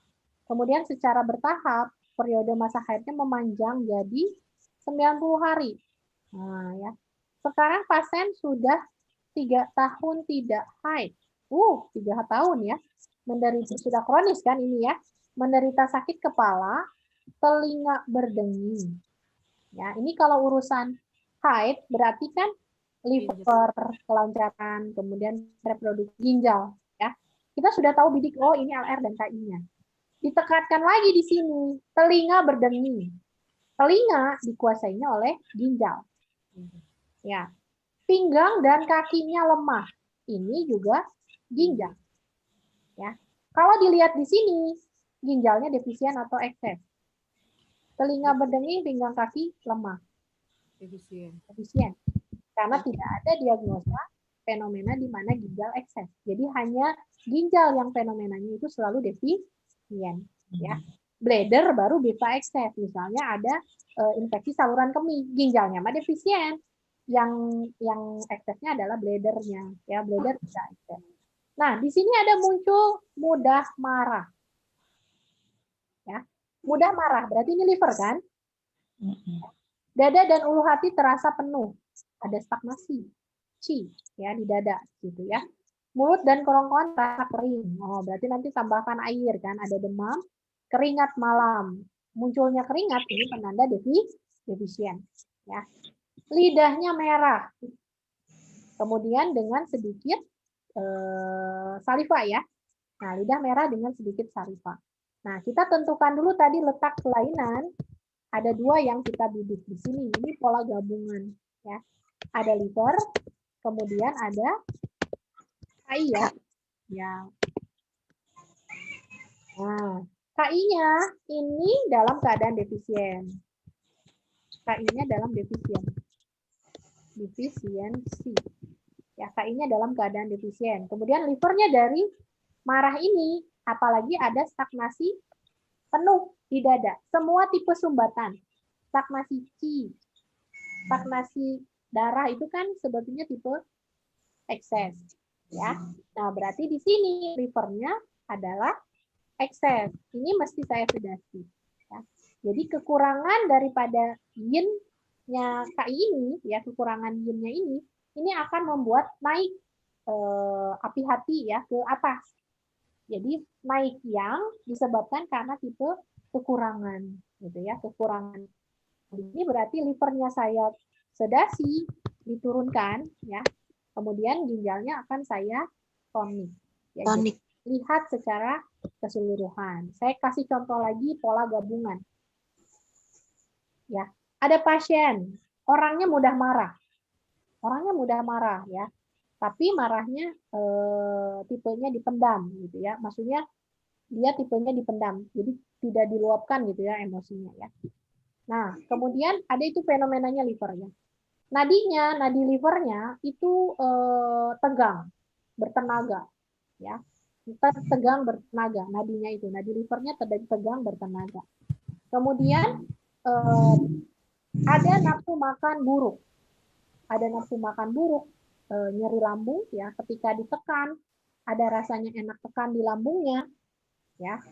Nah, ini lambungnya penanda defisien kan? Kan di lambungnya penanda defisien. Jadi nanti akan saya turunkan liver supaya tidak menindas lambung. Jadi lambungnya nyeri disebabkan karena penindasan dari liver. Nah, jadi tetap dilihat pada masing-masing organ. Kalau kita bidik di situ ada pola gabungan ya. Kalau misalnya saya ambil hanya livernya saja, berarti livernya ini tipenya ekses.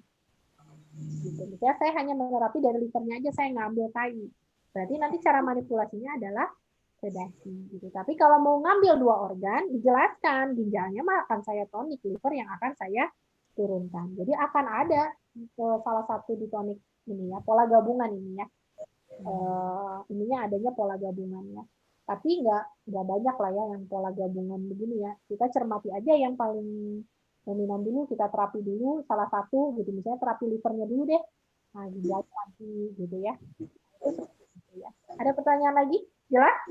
Jadi dilihat secara keseluruhan ini ya, karena ginjal ini nggak mungkin saya ginjalnya disedasi. Kasihan kalau ginjal disedasi ya. Udah mah ini ya, nggak ada fenomena ekses gitu ya biasanya ya. Apalagi di sini sudah ada muncul keringat malam ya. Ini penanda defisien. Ada lagi? Nanti kita bahas satu-satu ini nanti setelah status pasiennya udah selesai ya, nanti dibahas ya. Ada pertanyaan lagi? kalau status pasien itu setiap pertemuan itu selalu baiknya kita isi atau ditulis yang kan pasti ada perubahan atau ada penambahan, ada ini gitu ya. Dan apa sebanyak ini juga harus selalu diisi atau gimana? Saya menyarankan satu pasien itu satu status ya. Jadi nanti pertemuan kedua isi lagi dokter. Nah makanya nggak usah yang kosong ini. Mana yang kosong ini? Ini mah hanya saya kasih biasanya dalam uji kompetensi kan kosong. Nah dokter nanti kan model statusnya kan sebetulnya bebas ya. Nah kita ambil sudah berisi aja. Nanti dokter melihatnya tinggal patologisnya aja dibuletin. Misalnya nih kemarin mah ya hidungnya misalnya warnanya gini merah misalnya. Sekarang udah nggak merah nih. Nah berarti dia di sini perubahannya. Ini wajib karena ketika ada rujukan pasien misalnya dokter merujuk ke saya. Nah berarti kan harus tahu ada perubahannya. Perubahan setelah berapa kali gitu ya. Terus diagnosanya terakhir menggunakan titik apa. Nah, itu kan sebagai rujukannya. Jadi nanti nyuruh terapis lain untuk menggunakan titik yang sama gitu. Nah, itu apa namanya? Fungsinya dari rekam ini juga nanti kita bisa tahu kan kalau banyak pasien pusing, Dok. Jadi ini tuh lupa ya kasusnya apa. Terus kemudian ya, Dok, dari lidah itu kalau saya sih memfoto ya biasanya. Jadi setiap kali pasien itu saya foto lidahnya, ya, difoto lidahnya, terus kemudian saya bandingkan gitu. Itu buat saya sendiri ya untuk membandingkan, nanti menunjukkan nih, begini ini lidah yang nggak normalnya awalnya seperti ini, Bapak. Nah nanti udah berkali-kali Bapak seperti ini menunjukkan prognosa yang baik gitu ya. Jadi ada perubahan daripada daya tahan tubuh juga patogen yang sedang menyerang misalnya sudah hilang. Jadi dilihat perubahan dari ini sama ya. Saya juga penelitian jerawat juga sama, lidah dari yang lidahnya merah banget, kemudian ujung lidah merah, jantung panas, parunya panas, sampai lidahnya bagus gitu, seperti itu.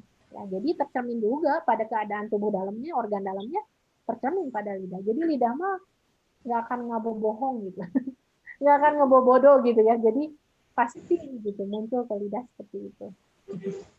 Ini di print aja dong, kan depan belakangnya. Jadi kalau bakso juga sama, nggak melingkaran aja. Biasanya kan yang patologisnya aja sambil ngobrol kan lingkarin gitu. Kalau udah sering mengisi ini, cepet ini. Cepet kalau udah sering mengisi ini. Lebih baik ada rekam ini, jadi jelas ya. Ada pertanyaan lagi? Ini jam 10:30 ya? Iya ya, nggak kerasa ya. Oke, saya stop dulu. Nah,